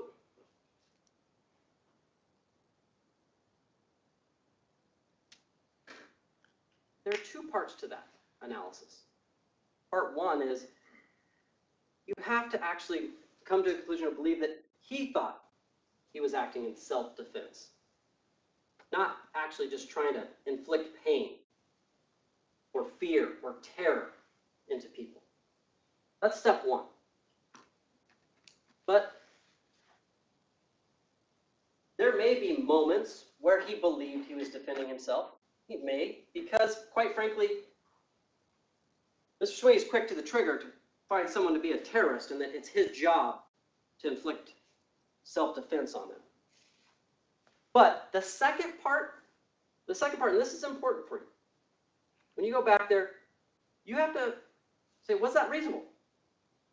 Was that reasonable in those circumstances? You look at it. You decide. You don't have to accept all of Mr. Swinney's the things he says and believes and all that. That's not how it works. It's not that self-defense is simply, oh, well, he told us he believed that he was under threat. No, it has to be reasonable. So in looking at that, like on the 15th, is it reasonable that he's calling for civil war? Is it reasonable that he's showing up in all this battle gear with his shields and riot gear and paintball guns and his ridiculous little flag that he has on a big club so he can beat people with? Is it reasonable that someone gets a little bit close and he starts spraying off the mace like it's air freshener? Is it reasonable that that young person came up to him, and you can look at the picture and decide whether the person's smiling or just grinning or what they're doing. They aren't threatening him. Is it reasonable to spray that person in the face? Or is he the aggressor at that point?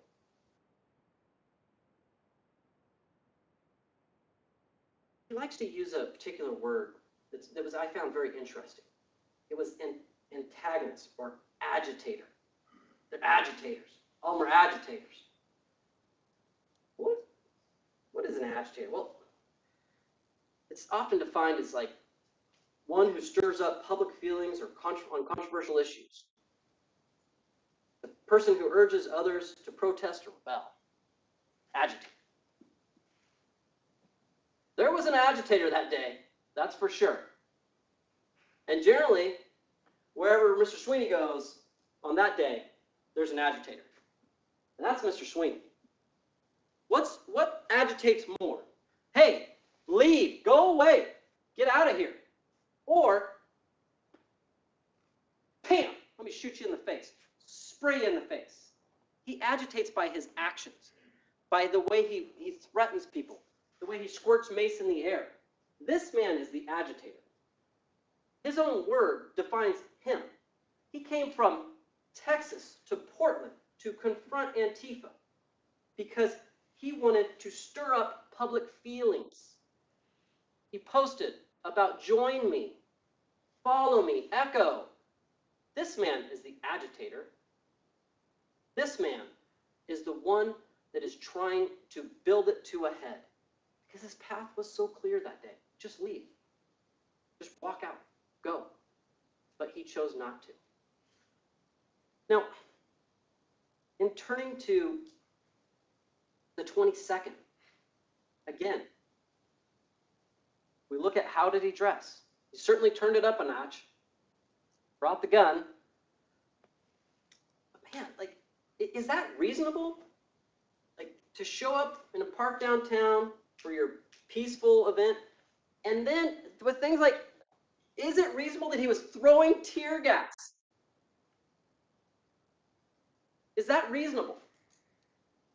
That's outrageous and ridiculous.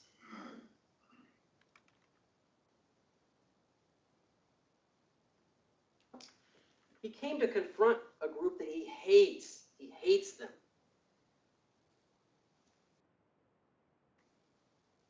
Is it reasonable to spray people that are holding cameras? On the 22nd, one thing you see that's very interesting is he has this interaction with this guy that's clearly, as day, press, marked all over. Look how he's acting towards that person. He's trying to intimidate him. He's telling him to move. He's staring him down. He's mean-mugging him. We talked a lot in voir dire about, like, what's reasonable ways to do it? Was I de-escalate? Was that de-escalation? When you're staring them down? Is it de-escalation when you start pulling out a can of mace? And you're going, hey, you're all going to get maced. You're all going to get maced. That's not de-escalation. That's an agitator. The man who comes wearing his Texas battle gear, carrying his 6-shooter, telling everybody they're going to get maced, that's an agitator. That's what Mr. Swinney was on the 22nd. That's not reasonable. To jump in and be like, hey, let me see. That was all self-defense. Now, this is one of my favorite parts of their self-defense thing. Like, hey, they started shooting these like things, paintballs. It could have been these like little rubber balls at me. And so I had to pull out my gun and just start telling them, hey, mother effer, are you done? Is that reasonable? I mean, he shot hundreds of paintballs at people, hundreds. And all of a sudden they shoot back a little bit and he's like, oh, well, guess what? It's time to go up a notch. Let me get my gun out, put my finger on the trigger. I might need to kill one of those people. I might need to kill him dead with this massive handgun I have. That's not reasonable. That's ridiculous and outrageous. He loves throughout this to talk about terrorists. What is a terrorist? An advocate or practitioner of terrorism. Someone who likes to use coercion. A person who uses unlawful violence and intimidation, especially against civilians in pursuit of political aims. All those people in that park, according to Mr. Swinney, they're terrorists, terrorists. James Britton, terrorists, terrorists. Again, there was one terrorist. I'm not going to lump people together in a group. Certainly, Mr. Chad Teeters, Ms. Stibich, they're not terrorists. They're there. They're exercising their free speech. They're not terrorists. They may have opposing views. That doesn't make them terrorists. We don't lump them all together. I would bet even if you went inside that group on that Justice Center steps on the 22nd, you would probably find a lot of differences within that. Certainly, many heavily support the police, fine. But guess what? You go on the other side into the park, you probably find a lot of people that also have a lot of differences. They're not all just the left, the terrorist, as much as Alan Swinney wants you to believe that so he can justify his actions. There is one person that was acting like a terrorist on that day. Alan Swinney. He's talking about civil war, ladies and gentlemen, civil war. That is ridiculous. Again, his behavior throughout that time. I mean, we talked about throwing tear gas. There was an interesting thing when I asked him, what are you going to do with that knife? I mean, he has a knife that's probably almost as long as my forearm. What are you going to do? Well, I mean, I guess if someone comes at me with a knife, I got to have a knife fight. That, again, like, you're carrying a knife on your hip with a giant gun. And does any of that sound like a reasonable way to come down to a peaceful protest? And it's, the bottom line is, when he's trying to claim self-defense, none of this is reasonable when you put it all together. It just, his actions are out of step. As much as he will quickly categorize and tell you, oh, well, that person's too close, or I have decided that no one can walk within our group. I'm sorry. What authority did you have to say that? Like, you get to tell us where we can go, what we can say. You, Mr. Alan Swinney, get to be the judge, jury, and evidently shoot you in the head. That's not how we operate. Like, people get to walk around and do and say what they want unless they actually present a threat of physical force. And that is where it fails for Mr. Swinney. It fails time and time again because he just will jump up and be like, nope, too close, and shoot you in the head. Spray you in the face.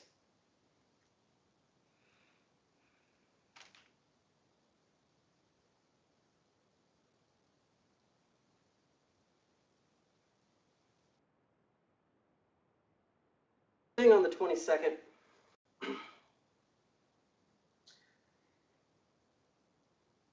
the motorcycle, I don't even think that's really a point. I mean, there's a guy in the beginning, he's on a speed bike, crotch rocket type bike. He's revving it loud. He actually, if you watch the video, he actually has a Trump hat strapped to the back. I mean, that's a total like red herring. But what isn't is the fact that Mr. Westerberg tries to end it with, well, you know, Megan Stewart, she didn't really see what she saw, and she certainly didn't see it when Alan Swinney was standing over her, spraying her in the face with mace. Again, if you actually go back and go through the videos, what you're going to see, I believe it states Exhibit 83. It certainly contains the content where both the groups are like, they're having a big, shield standoff, and the left side's got a bunch of umbrellas, the right are throwing fireworks into them, and they're leaving. It's a loud, like literally, they're singing na na na na, hey hey, goodbye, right? That's what they're singing, and that comports exactly with what Megan Stewart's saying. Like, they're leaving, right? Guess what? After all that goes down, if you watch the video a little longer, trailing behind that big group, here comes Alan Swinney behind. Well, that matches up with what she's telling you. That big group's leaving. I walk forward. There's Alan Swinney. Again, it's a simple, straightforward. As much as the defense would like to confuse all of this issue for you, it's very straightforward. She came off very credible. She told you in no uncertain terms who she saw, what happened to her, and it also kind of makes sense. Like, there's a group of people she says are in black box. They're standing over here. He clearly doesn't like them. If anybody he's going to spray in the face, it's going to be them. And she's there, someone that he specifically marked. So of course she's going to spray her.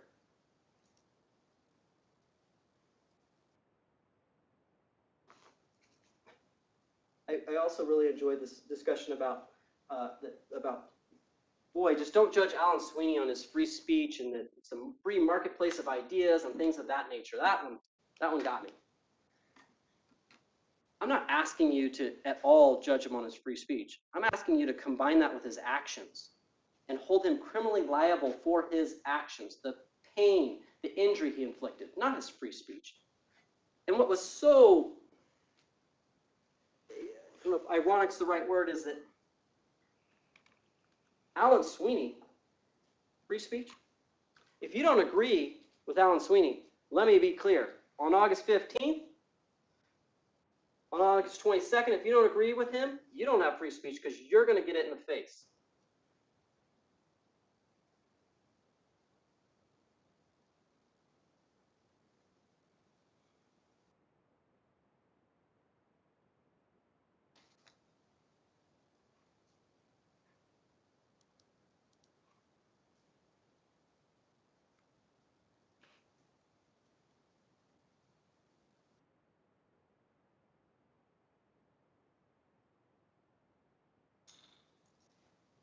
I'll end with this.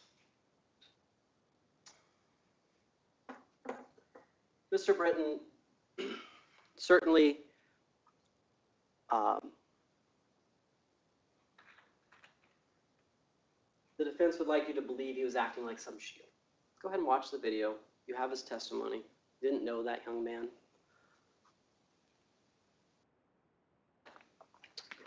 But in Mr. Sweet's eyes, that doesn't matter. Because they're all terrorists. Shoot them all. There was no mythical shield or theoretical shield that Mr. Britton was providing. Really, if you watch, right in that time, there actually was an actual shield. It was a guy walking in Mr. Swinney's group that was carrying a 5-foot-long sword. Again, in this whole analysis, absolutely amazingly ridiculous.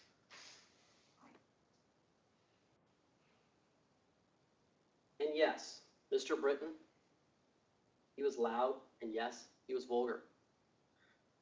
But he wasn't violent. He said things like, "I'm not threatening you. Leave. Just leave." Because the way that Mr. Swinney was behaving, having just sprayed the young person in the face with mace, having shot the other guy in the head, having shot the guy in the stomach, who kind of, again, cuts against the whole idea I'm trying to dirty up their goggles. Mr. Swinney was acting violent in this community. And we haven't spent a lot of time talking about it, but that young black man that was down there, he was down there on August 15th at the center of these protests about social justice. That young black man, according to the defense, was too loud He was too loud. He clapped too loud. Said, hey, what's up? Too loud. He's too loud. If that young black man were here today in the back of the courtroom, or if he's watching out there, I would tell him, link arms with Jason Britton. You yell. You be as loud as you can. Overruled. You scream until they hear you in the mountaintops. You let it ring to the valleys. You let it ring to every town in this state. And you tell him, Mr. Alan Swinney, you are not welcome, and your violence is not welcome in this community. Saying that violence is not okay is not a reason to be shot in the face.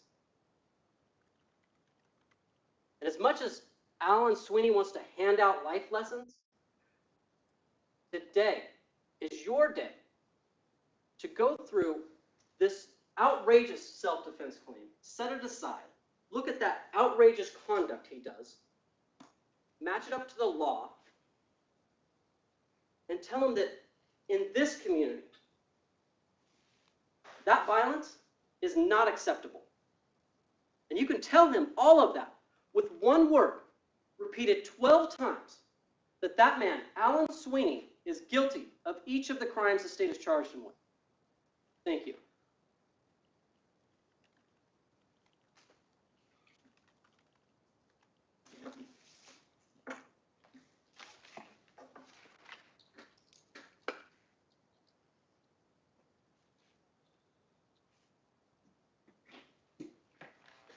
Do you solemnly swear or affirm that you will take charge of this jury and keep them together until they have reached their verdict, that you will not, unless by order of the court, allow any communication to be made to the jury except to ask them if they have agreed on a verdict, that you will not communicate to anyone the state of their deliberations or the verdict agreed on, and that you will perform these duties to the utmost of your ability? Yes, I do. Members of the jury, two things. You've probably done some math and realized there are 14 of you. And perhaps you know that really it's a jury of 12 for these types of cases. That means 2 of you are alternates. Those jurors are jurors 79 and 80. If you remember your number from last week, 79 and 80. Mr. Keenan will make sure he knows how to reach you, because in the event that one of your fellow jurors is unable to complete deliberations, we may call you back in. So please continue your tunnel vision in the world, excluding from the world any information about this case until such time as we either reach out to you and let you know you're done, or you learn we're done in some other way. The rest of the jurors, we're going to have you go back into the jury rooms. Obviously, if the 2 of you have anything to get out of the jury room, go do that. We'll have you go into the jury rooms. We're going to clear out the courtroom, and then you may begin your deliberation.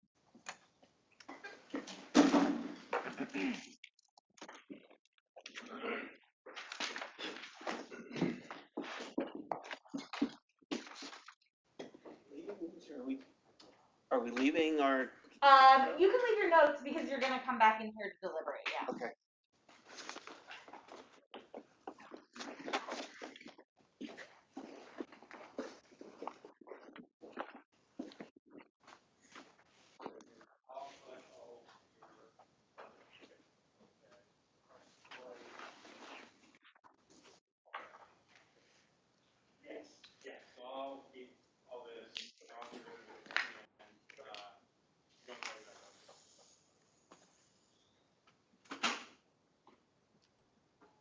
Okay, and there we have it. I'm not Your liquid entirely firearm, sure would you how like they do this the state process to now. take I that back mean, and keep it locked up? Would they're you like talking it about returned to the clearing police? What would be the preference courtroom of the so they court? can Why don't begin you take it back and lock it deliberations, up for but I'm now? not sure. Does that mean they do deliberations in the courtroom? I It's thought they alright. would have The done it second that in the it's jury legal. room. Um, I'm gonna put my exception on the record. yeah, right that now. was We accept to wow. the initial aggressor. You did that this morning. That Do you was wanna do pretty it again? crazy. I'm accepting right now. Okay. I objected earlier. All aspects of the So yeah, I'm initial address. I'm not sure, We accept if they're about to turn off the feed. I'm not sure when they address, how we're going to know when they have reached a verdict. Thank you.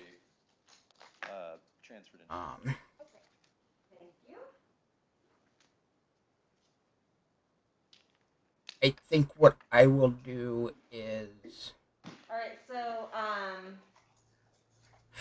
okay, keep Meg. That makes sense. anticipate will be I haven't seen the jury rooms in the courthouse because I haven't made it to jury duty. an hour. Um, I mean, maybe 5 o'clock. I don't know. The sooner we get out of here. but yeah, I think I'm gonna keep this up and watching for 20 minutes unless they turn off the stream. But I think what will end up happening is I'm gonna have to email the court, the judge's assistant, and see if I can figure out what the process is with this. So, because I presume they're making plans to take Mr. Swinney back to Inverness at 4:30, like they've had to do last week. And I don't know that they would want to hold him back just on the off chance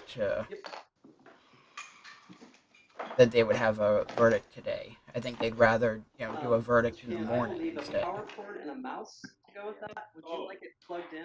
We already gave you a PowerPoint, right? Yeah, there's So, one. There's one with this one, Nick. Okay. Ooh. Yeah, I can get you guys right. You have an HDMI, right? I just meant we're good. Yes, I have the dongle of dongles. Would everyone leave me phone numbers too? Go ahead and flop the shoes. Oh yeah. I will say as an aside, Okay. it would be nice to see the prosecutor being able to be this full-throated in support of freedom of speech when we're dealing with police assaulting peaceful protesters and journalists.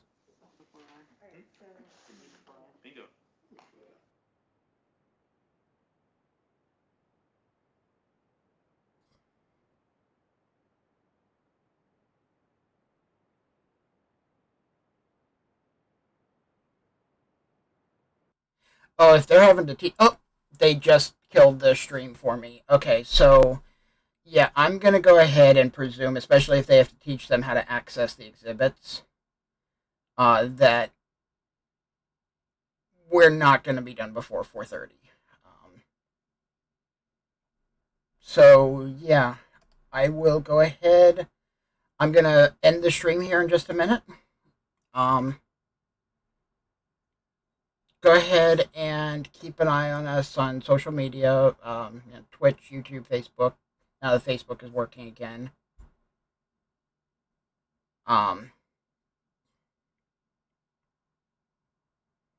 And once we know more about what's happening, I will get a message out. And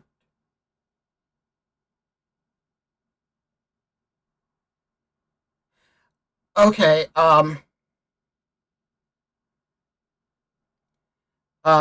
original, you're saying that do we have a source, like was that from a deputy or court staff about possibly having a verdict today if they can do it within the hour?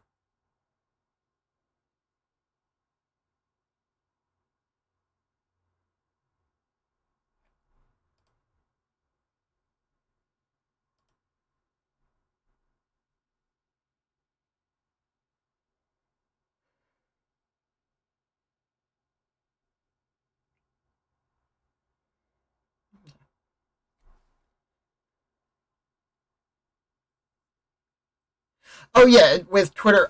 One thing I have a script set up that as soon as my YouTube stream, if I upload a video or YouTube goes live, it automatically sends a tweet out. So yeah, as soon as I do something, it's supposed to go to all four within a minute or two of me going live.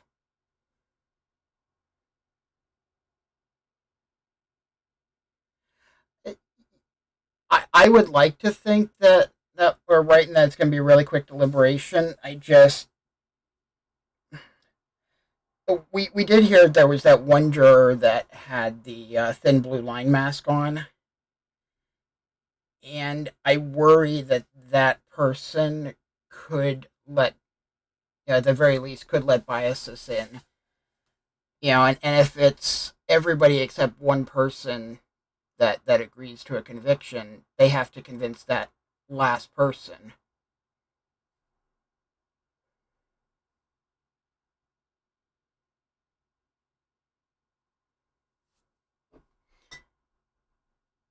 Okay, so yeah, oh,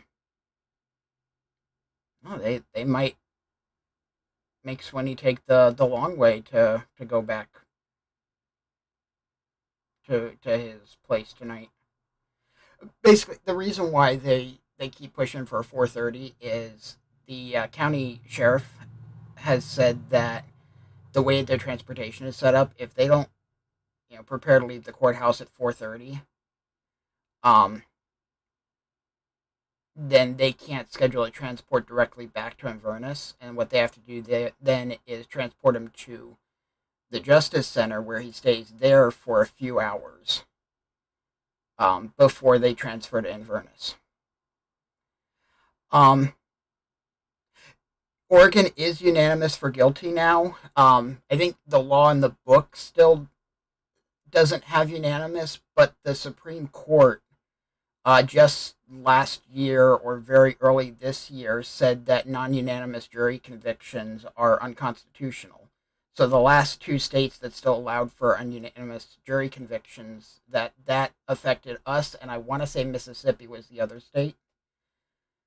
Um, that said, and adjacent to that, there is now a push to try to get because the non-unanimous jury, when they looked at the history of it, it has a huge history in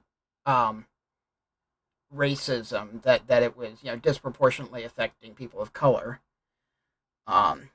So now there's the requests of the Oregon Department of Justice and the Attorney General to retry or commute file to commute sentences um of people who are convicted by non-unanimous juries, and so far the Attorney General has refused to, which is its own issue.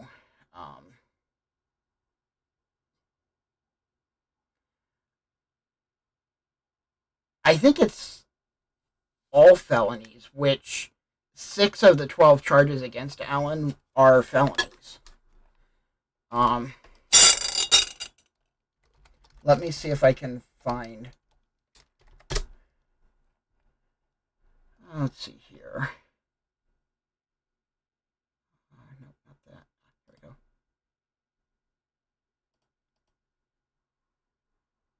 That's what I want. Turn it on. There we go. I'm just going to try to do a quick. Okay, so yeah, this article here from Oregon Public Broadcasting, 6-3 ruling from, this was back in May.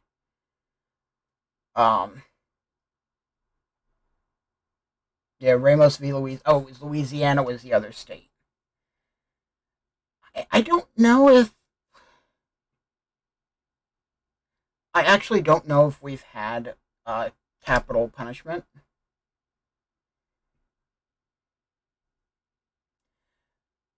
U.S. Supreme Court ruled 6-3 that the U.S. Constitution requires unanimous jury verdicts to convict defendants in state criminal courts. So previously in Oregon, you only needed a unanimous jury for crime, or for the charge of murder. Everything but murder was non-unanimous.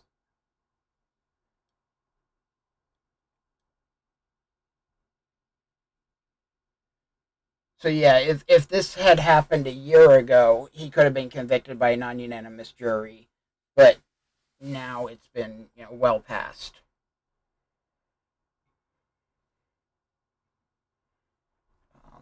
Let me see if I can.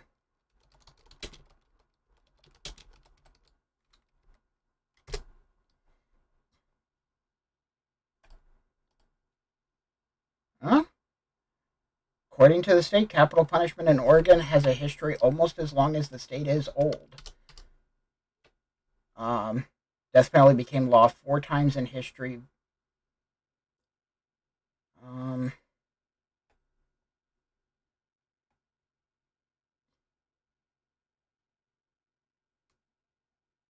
There are currently 29 people on death row in Oregon.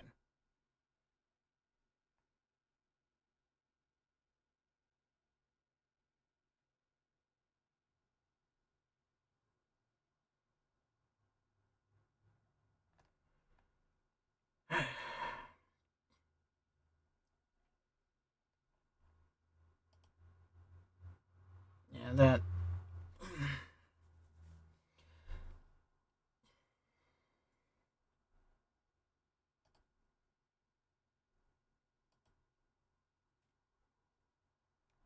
really quick. Yeah, I don't have anything useful there. Well,